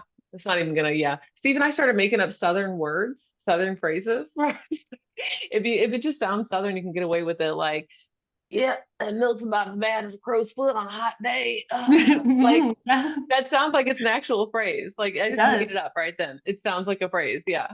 Oh, yeah. Sometimes I don't really know. I wish she was on here. I don't know how it happens. I think it happened one evening when we were in the middle of so Somerset has like a summer nights cruise where Oh, all that's these cool. cars, these whatever. I'm not a hot rod car person, but they all come in from all over and then they shut the whole roads down and they go around and like look at each other's cars and all this stuff. And Well, grunt. yeah. Yeah, nice What- rims. Yeah. What's really funny though is they'll like the main stretch of Somerset is it's just one road with 27 stoplights. And everybody sits on the highway on the sides and watches the cars Oh, drive. that is so funny. Okay. And so we were doing something one night and somebody had like they were all up in the bed of this truck and I just reminded me of like these country kids, something I would do as like a country kid back in the day. And we just started talking to each other in this voice, like, she wants some mayonnaise. And we just start talking like that and we can't stop. And then we just start, we have like this whole alter egos that speak in that language. Uh-huh. And so now, every now and then, something will happen to prompt it and it'll just come out. And then here we are going back and forth. And if anyone's around listening, they probably think we're insane. What the fuck? Yeah, right. Devolving into the voice. Yeah, Yeah. right. Right. We have two voices. We have that voice, and then we have the Fui 99 voice. I do it for Fui 99, that voice. And Uh-huh. I'm not even sure why we have that voice either, but we do. You know what? I swear, I think that there's something like couples therapy wise, because when Steve and I were earlier on dating, we had like third party voice. Well, of course, we talk for our dogs. Our dogs have voices, animals have a voice, and also babies, even though Steve calls Autumn applesauce brains because it's just like slush on the inside, it's not. But I wonder if there's something about like doing that and like that helping with de-escalating conflict so you can like engage in it, Yeah. like having like a third party and being able to say like whatever, like $3.99, like that thing while you're in the middle of a fight is actually helpful. Or like before you get into a fight, it sort of like brings everything down and now we're laughing and then I should try that. The next time Kelsey gets mad at me, I should say, do something. would you like a rubby time for $3.99? Yeah, seriously. See if it works. Okay. Uh-huh. Yeah. I think there's something to that, but I haven't Sometimes seen any research on it. Well, it seems like I've heard something like that before. Sometimes when she's like mad at me or she's like getting this really stern tone, I'll say, "Ooh, you so scary." But that actually makes it worse. So I was gonna say, yeah, that probably does. yeah. Yeah. That doesn't really help. Anyway. The books look good behind you and the flowers. Everything looks nice. Mm-hmm. Casey's got a lot of flowers. Look at these. Uh-huh. They're pretty. I know, they're super pretty. Gorge. Love. Slay. Slay. There it is. You That did was it. Now perfect. it's dead. When old people do it, it becomes dead. Like that's what happens. So I think it revives it. It gives it new life. I love it it. gives it, but now it's got a vintage feel. Like that's what it does. Right. We like vintage. There's nothing do. wrong with it. Yeah. Well, Savannah, why don't you ask Tara one question and then we'll let Tara get back to you. Are you still booby feeding? Yeah, but I'm good. I fed her. Yeah, she's good right now. She's good. Mhm, Happy she's as so a- fucking cute. happy Oh as my a God. clam? Yeah, she's like a sweet, like actually easy baby. Thank God. I don't know what I would do otherwise. Yeah, run. I would just leave. I would just like disappear off the grid, Run away. just live in a yurt in the middle of the woods. I camp on your ground, Casey. I'd go to Kentucky and then camp outside. Like, is that homeless girl out there? It's me. Hey. Took Heather there yesterday. Oh, to the property? Oh, damn And it. Barrett and Calla. Aw, it was so cute. Jackie posted those pictures last night. God damn it. I'm so mad. What about you? I know, it could have been me. I would have been there with y'all, hanging out. Hmm. Okay, questions. I'm ready. Whatever the question is, sorry. Are we thinking clinical or book related? I've got both. I don't care. Doesn't matter. Okay, we'll start just because I went back and listened to the podcast with you and from way back when Backwards Oh, Besties yeah. originally started. And I was curious, so whenever you're talking about the role of conflict in relationships, can you kind of explain how it plays into like success, but also like demise, how that like that juxtaposition between the two and the role of conflict? Yeah, my short answer is just it depends on how it goes and like Mhm. how it's done. So when conflict goes well, and by well, I don't mean that things are resolved. I don't Mhm. mean that everything gets fixed. By well, I mean literally the way that it takes place is healthy. And so I think I said this, I'm sure I did because I say it all the time, but the Gottman research says that 69% of issues are not resolvable. And so if I know that going in, if I'm engaging in conflict and I don't like quote win or I'm not quote right, like that sort of matters less than my partner and I both feel heard and understood and we're able to say what we need to and we can still be angry about stuff, but I'm not being defensive. I'm not being critical. I'm not being contemptuous. I'm not stonewalling. I'm not doing the horseman. And we're not also like negatively escalating. So things don't continue to get worse as we talk. Mhm. So that's like, quote, good conflict. And that is kind of correlated with happy, healthy relationships. The converse is lots of defensiveness, people shutting down or stonewalling, which is physiological and like actually outside of our control. It's typically males and in heterosexual dyads, it's like typically a male that stonewalls, but women do it too. Everybody can stonewall. Um, Lots of criticism, lots of defensiveness, lots of contempt. That stuff is negative conflict. Like, so when we're talking, if we're being sarcastic, like if I say something, if my partner brings something to me and it's like, hey, Tara, why didn't you blah blah blah? Or hey, I'm mad about this thing. And I'm like, oh, I'm mad about this thing. Like I mock that person. That's hella contempt. Like that is not gonna go well, especially with Steve.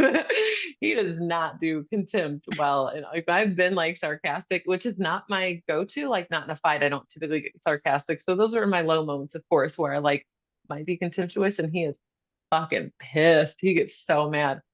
But he's Mr. Sarcastic. So I'm like, fuck you, man. Like you can't, that's not fair. That doesn't anyway, it doesn't matter. It's just kind of comical to talk about it when you're not in the middle of it. Mhm. And I'm not saying anything that's not true. Like he'd be here like, yep, yeah, I know. It's like it's like a known thing. So anyway, but the bad conflict is the stuff where there's a lot of negative escalation, you get stuck, where you are like continued upping the ante. Negative escalation is what I mean, where there's a lot of horsemen, so contempt, criticism, stonewalling, and defensiveness, and lack of accepting influence from your partner.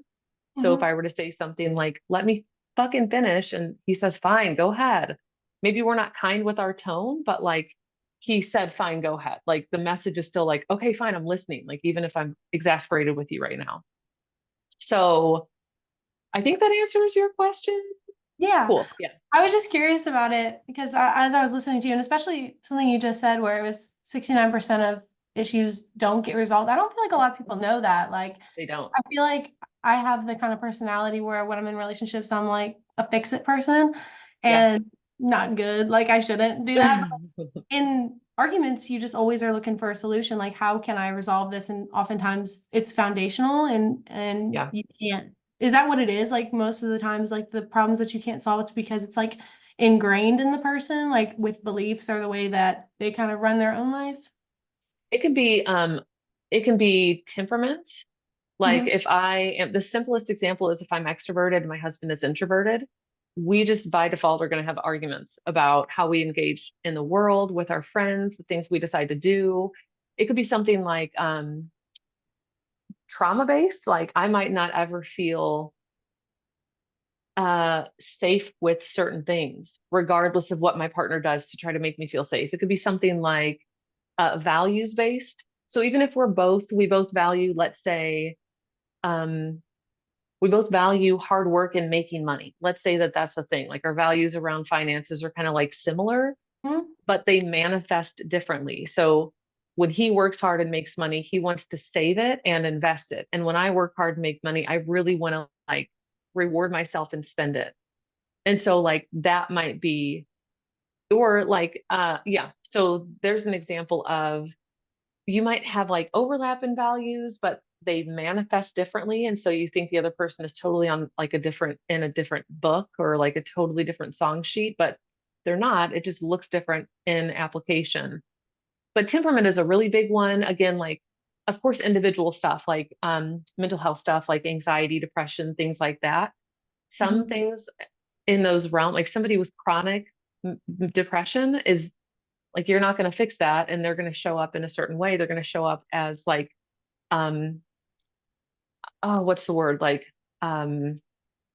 affect wise, hypo, they're going to show up like low, you know what I mean? And there's not anything a person can do to like, let's just get you outside. Like, sure, there are things you can do to help with this, but that's going to be, if that's a chronic part of somebody's life, it's also going to be a chronic part of a relationship. And so I am not I like lean into pressure. I'm like a horse. Like if you push against a horse, it like pushes back, you know? So if like you like poke me, like I'm gonna like, what are you doing? Like, hey, you know, I'm gonna like lean forward. Casey knows this. Like I like want to know more. Like, what's the problem? Like, what's going on? You know? And Steve, even like with my partner, for example, he is when he's met with a like a hiccup in life or like a series of problems, he's more likely to shut down. And so that's like a chronic kind of relationship thing where I'm like, what are you doing, man? Like, let's go. Like, we can do this, we can do this, we can do this, we can do this. Like, come on, stand up. Like, come on, let's go. Like, I'm like dragging him along with me sometimes. So his like, I would say learned helplessness versus my like, come on, let's go. Like agitation with being stuck in one place. That would be like, these are very central in who we are. And like, not so much like that's not like a conflict thing for us. It's just like a thing that exists between us, but it could be a source of conflict in another relationship and likely not something that's ever going to change to the extent that these people are on the exact same page over time. It might be that they like move closer together, you know, like we know these things about ourselves, but I'm never going to be a person that I can't shut down. He's not going to be a person that like leans into pressure. Like it's just not, you know what I'm saying? Like that's not going to happen between the two of us. So those are some examples. Yeah. Sorry. So that understanding between you guys is like, that's why you guys don't have conflicts about that. It just kind of depends on the couple dynamic. Cause like for you all, if it works for you, but like another couple, it might crash and burn sort of situation. So that difference in the way that you go about conflict? That's a great question. I would say that for any couple, it sometimes is a source of conflict for us still. So even the things that you know, like I know that I'm a lean into pressure animal and I know that he's a withdraw animal. It still comes up between us. Like it still is a thing where I'm like, fucking hell, Steve, like, can you just come on? Like, this is you doing this thing. And he was like, he might say, you know, he doesn't usually in those moments, but this is me doing my thing also. Like we're each doing our things. So it still shows up in conflict between us.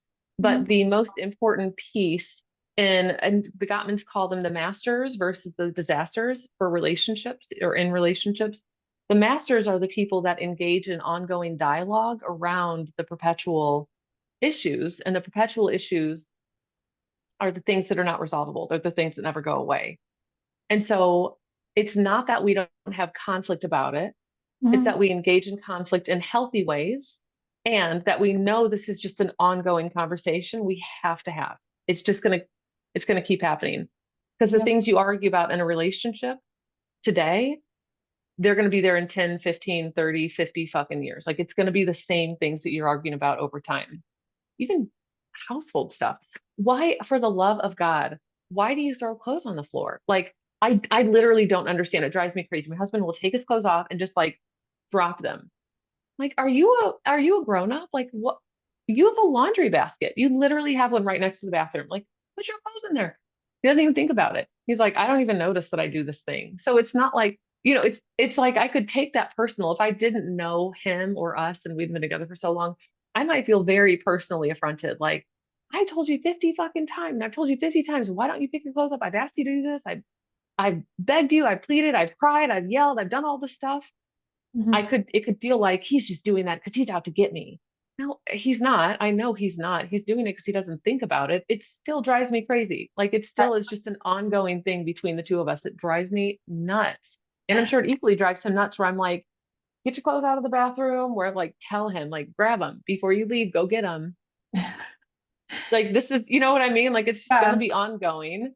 We still engage in conflict, maybe not about that so much. Like it's just, again, like things just become part of the relationship that ultimately you do decide in any relationship, you're not just choosing a partner, you're choosing a set of problems that you're going to live with forever if you want to be together forever, Yeah, for sure. So that's, yeah, I think I answered your question. I don't know. I You just talk a did. lot. No, yeah. Okay.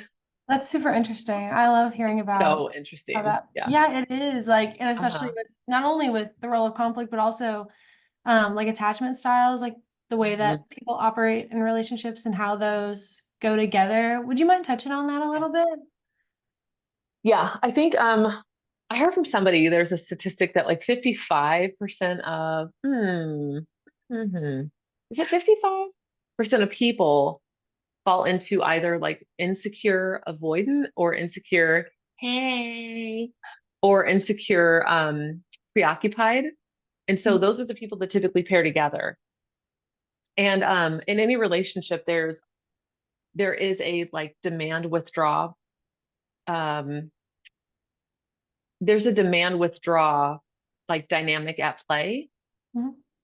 That's not problematic in and of itself. Like it's just kind of there. Somebody might move forward or lean into pressure, and another person might withdraw or, move away. It can become problematic if it gets really exacerbated and kind of goes left unchecked and like undiscussed, I guess, excuse me. But a lot of relationships have one partner that tends towards avoidance and one that tends towards being preoccupied or like leaning in, or there's like attachment anxiety around or like I need to be there. It's sort of, yeah, okay. And then you have secure attachment, which is people both have a high, like a strong view of self and a strong trust of self and trust in others. And so that's the smaller percentage than that 55-ish. And then like fewer people are in sort of a disorganized attachment. So I forget there was a study a long, long time ago, and it was like one of the original like groundbreaking studies about the schizophrenic mother. I cannot remember. I literally just read this and I can't remember who did the study. Maybe Gregory Bateson. Anyway, where a disorganized attachment is basically you're like seeking affection from somebody you're also terrified of. And so this will come in like abusive households or like a schizophrenic mother. I think it sort of came out of I'm butchering this, so just I might be slightly off base, but for me the essence is kind of the same. Your mother says, come here, like come here, give me a big hug, and like the kid runs over and then like you hug them, but they also like hit you at the same time, or like, well, come here, don't you love me, come hug me, but like there's no movement towards you, and also the face looks really angry, but they're saying, I love you, like come over here, I love you. It's really confusing. And so people end up feeling like kind of scared, like who do I trust, how do I trust them, end up trusting things that aren't really that trustworthy. And so it's just so disorganized. It's really fucking confusing. Yeah. So attachment styles are so interesting to me, and seeing how they like play into relationships. I know me and my family, we all did like quizzes on like our attachment styles. And it's funny because almost all of ours were the same except my dad's and my brother's. The only men in our family were not the same. All the women were the same and all the men were different. So it's interesting too, because I feel like sometimes like those gender roles can Mhm. also impact how your attachment style develops as you grow up. Yeah, I don't know. So what's I think is super interesting. I don't know. This is me just like, I'm not even speculating, just like talking about something that I would be interested in looking more at. Mhm. Um, the Big Five personality inventory, the Big Five, open, conscientious, agreeable, neurotic, and extroverted. Okay.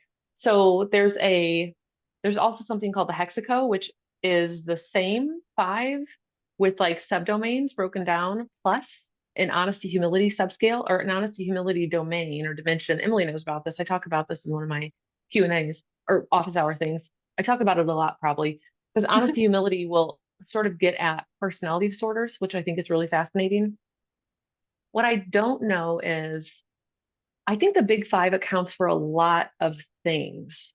Like it can account for, if you look at somebody's Big Five scores, you can guess how they vote, whether they end up in prison, what sorts of professions they go to, who's going to join the military, who's going to be successful in entrepreneurial endeavors, like people who are high in conscientiousness, which is work basically, and also typically like higher than average in IQ. Those are by like more often than not, those are the people who end up being successful in like business, for example. Um, so it makes me wonder about the dimensions that correspond with attachment, because I think there's something about like humans, of course, are social creatures. We have social emotional like neurological systems. We exist and like develop and become in attachment sort of systems. But I often wonder, like, I wonder how much attachment um manifests in daily life compared to something like Big Five. And I don't know. And I think attachment's really fascinating because you can't exist without it. Like you're going to be Ted Kaczynski if you exist without it. And even he actually, like, I think part of how he showed up as a Unabomber is because he was removed from his family system at a really young age and like kept in an iron lung for like 8 months or 12 months or some like horrendous amount of time. And his mother talked about when he came back to the house, she said, he's different. Like, this is a different boy. When he was like 2 years old, this happened. So, if you, I don't know if you have kids or not, but I cannot, I like, it makes me sick to think about my 2 year old being like kept in isolation for any amount of time, or he's 3 now, but at the time 2 or also the baby, also like the baby, like when I just, it changed him forever. So I think, yeah, that's a non-answer. That's just me talking. Yeah, that's super interesting. And I think that would be a cool like area to kind of delve into and look at how that connects. I would be interested to know Yeah. about more about that. I'm sure there's something. I just don't know what it is. There's a There's butt gotta ton be. of research on the Big Five. Yeah. I feel like Mhm. everything kind of connects in like mental health and like attachment styles and all these different things that we've kind of touched on. Everything kind of intertwines in some capacity. Yeah. But yeah, that's really interesting. So thank you for sharing Mhm. that. Um, I think that I want to transition a little bit to Do more it. of like the book stuff and see, because you were an advanced reader, and I know you and Casey have been pretty tight for a while. And in the book, Take a Casey seat. does talk about first time she met you. So do you kind of want to touch on how that was for you and meeting Casey for the first time? What drew you to Yeah. Casey? So this is so funny because okay, so one of my dogs, I have 3 dogs now, but I had 4. And one, his name was Frank. He was actually my best friend. He was my little bestie, not really my best friend, but he was like he was my homie. Like that was my fucking dog. And he was I guess he still is, but he's dead. So he was a South African Mastiff, or they're also called Borbals. And Borbals are big dogs, and Mastiffs are bred to be like guard dogs, so to speak.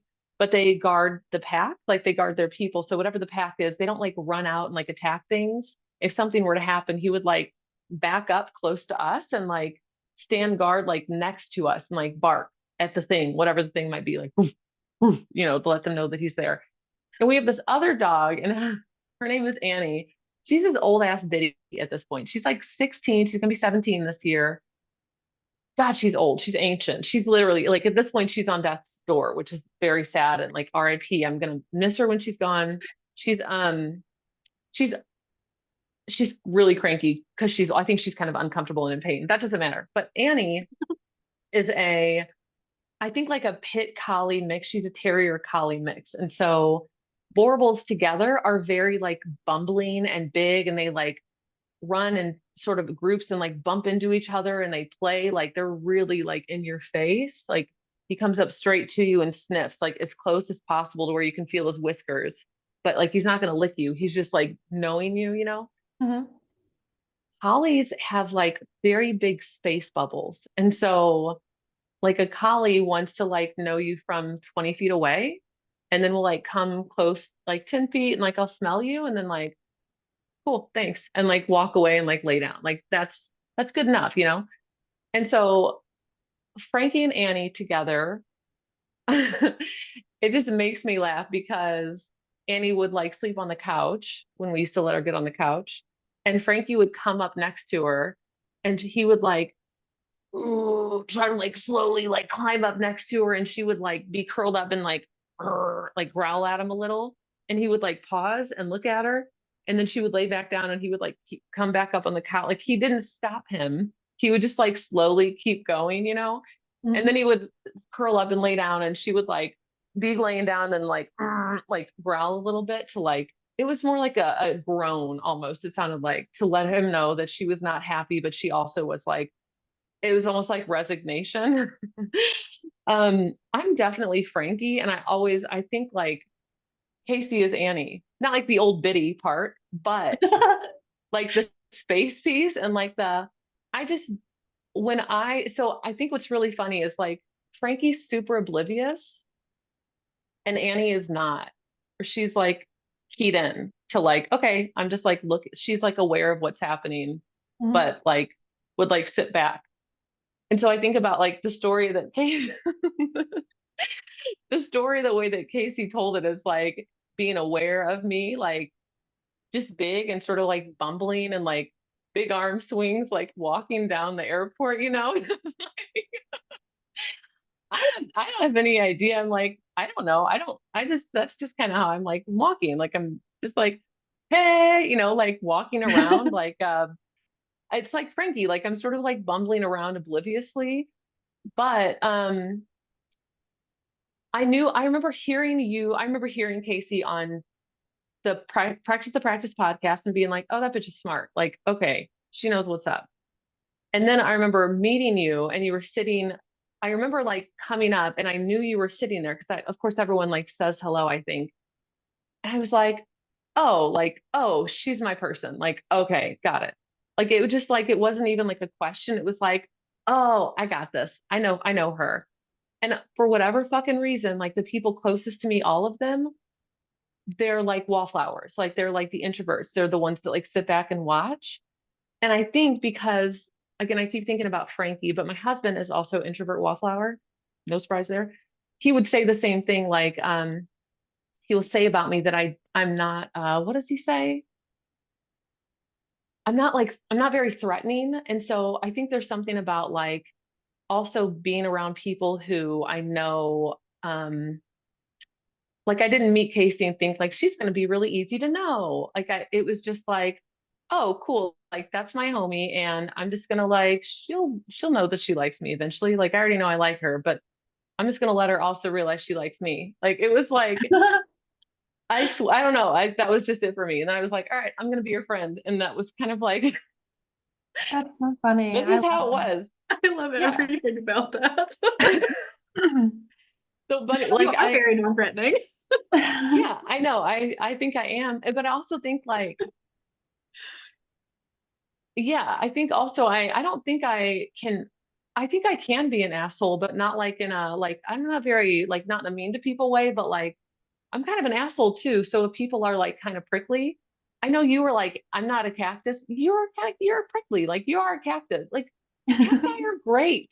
They fucking thrive in the desert. They're filled with fluid on the inside. Like there's little owls that nest in them. I mean, they bloom, there's flowers on them. So we don't need to hate on cacti. I'm just saying, like, They're Mhm. incredible.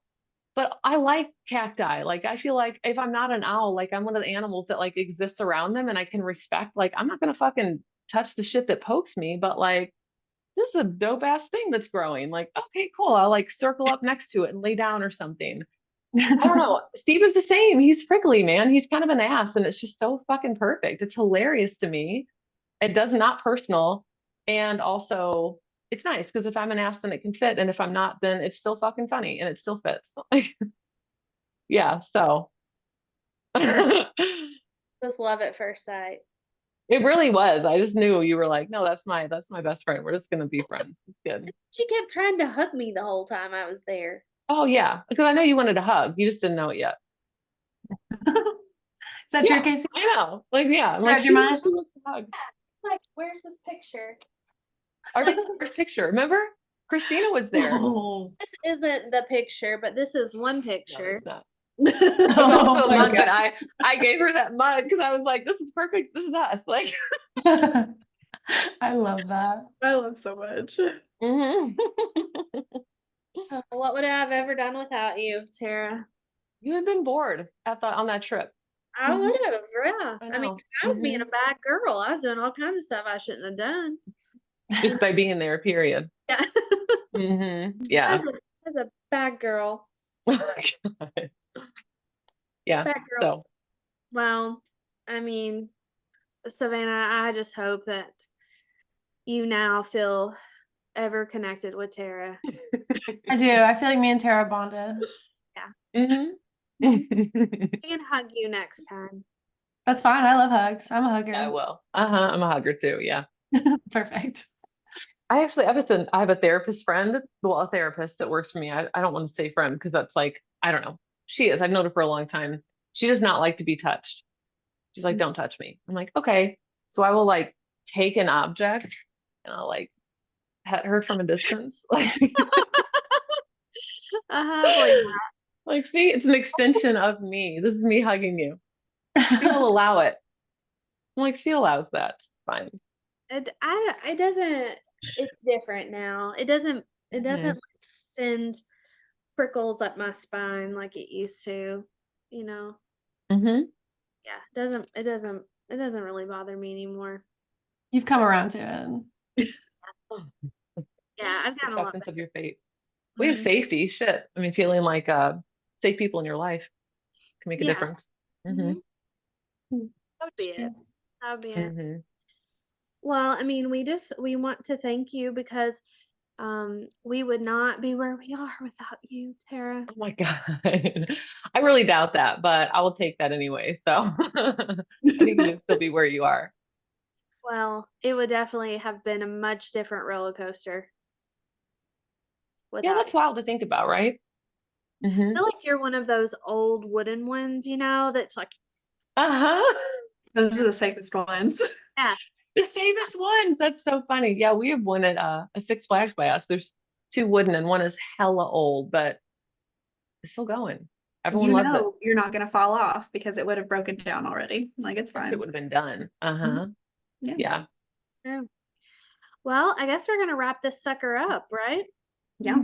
Yeah, you're Okay. probably exhausted. I'll be there and I'm bringing the baby and my mom, so there's like built-in hands. I'm being there in MYIK. Yeah. Yeah, you are. You're not allowed. Mhm. I know. We'll I'll come see. get your kid myself. No, I don't we care. will be there. I called my mom today and I was like, hey, are you gonna fly out with me? She was like, yes. And I was like, okay, boop, we're good then. Okay, Mhm. I'll just do it. Yeah. And I'll see everything then. Mhm. Are you in a new space? Where A are new you? old space. Yep, she's A new upstairs old space. in the office. Oh, Mhm. got it. Okay, cool. Oh, Your are you talking office. about here? Uh-huh. This is my original office. The OG. And then I moved downstairs because I had to babysit. And then we hired more people, and so they kicked me out of the downstairs office and made me come up here so they could put therapists down. Mm-hmm. Yeah. And then Savannah's Yeah. getting ready to move soon up here as well. Sweet. Yeah, that's Wait. cool. All right. Okay. Well, thanks for joining us. I'm Hey, glad Tara. Thanks for having me. everyone got Thanks. listen to Tara's TED Talk, and we'll be back again. couple years. Um, Couple years. yeah, that's it. Emily, you want to tell us bye-bye and we'll Mhm. okay. Yes, Oh, yeah. yes. It is still launch day. There is still time. If you're watching and you haven't pre-ordered, I did drop the link in the chat. Please pre-order or actually just order now because we are officially launched. But thanks everybody for tuning in. Yes. Ooh, Good ooh. night. Bye. Bye, friend. Love you. Bye, guys. Yeah.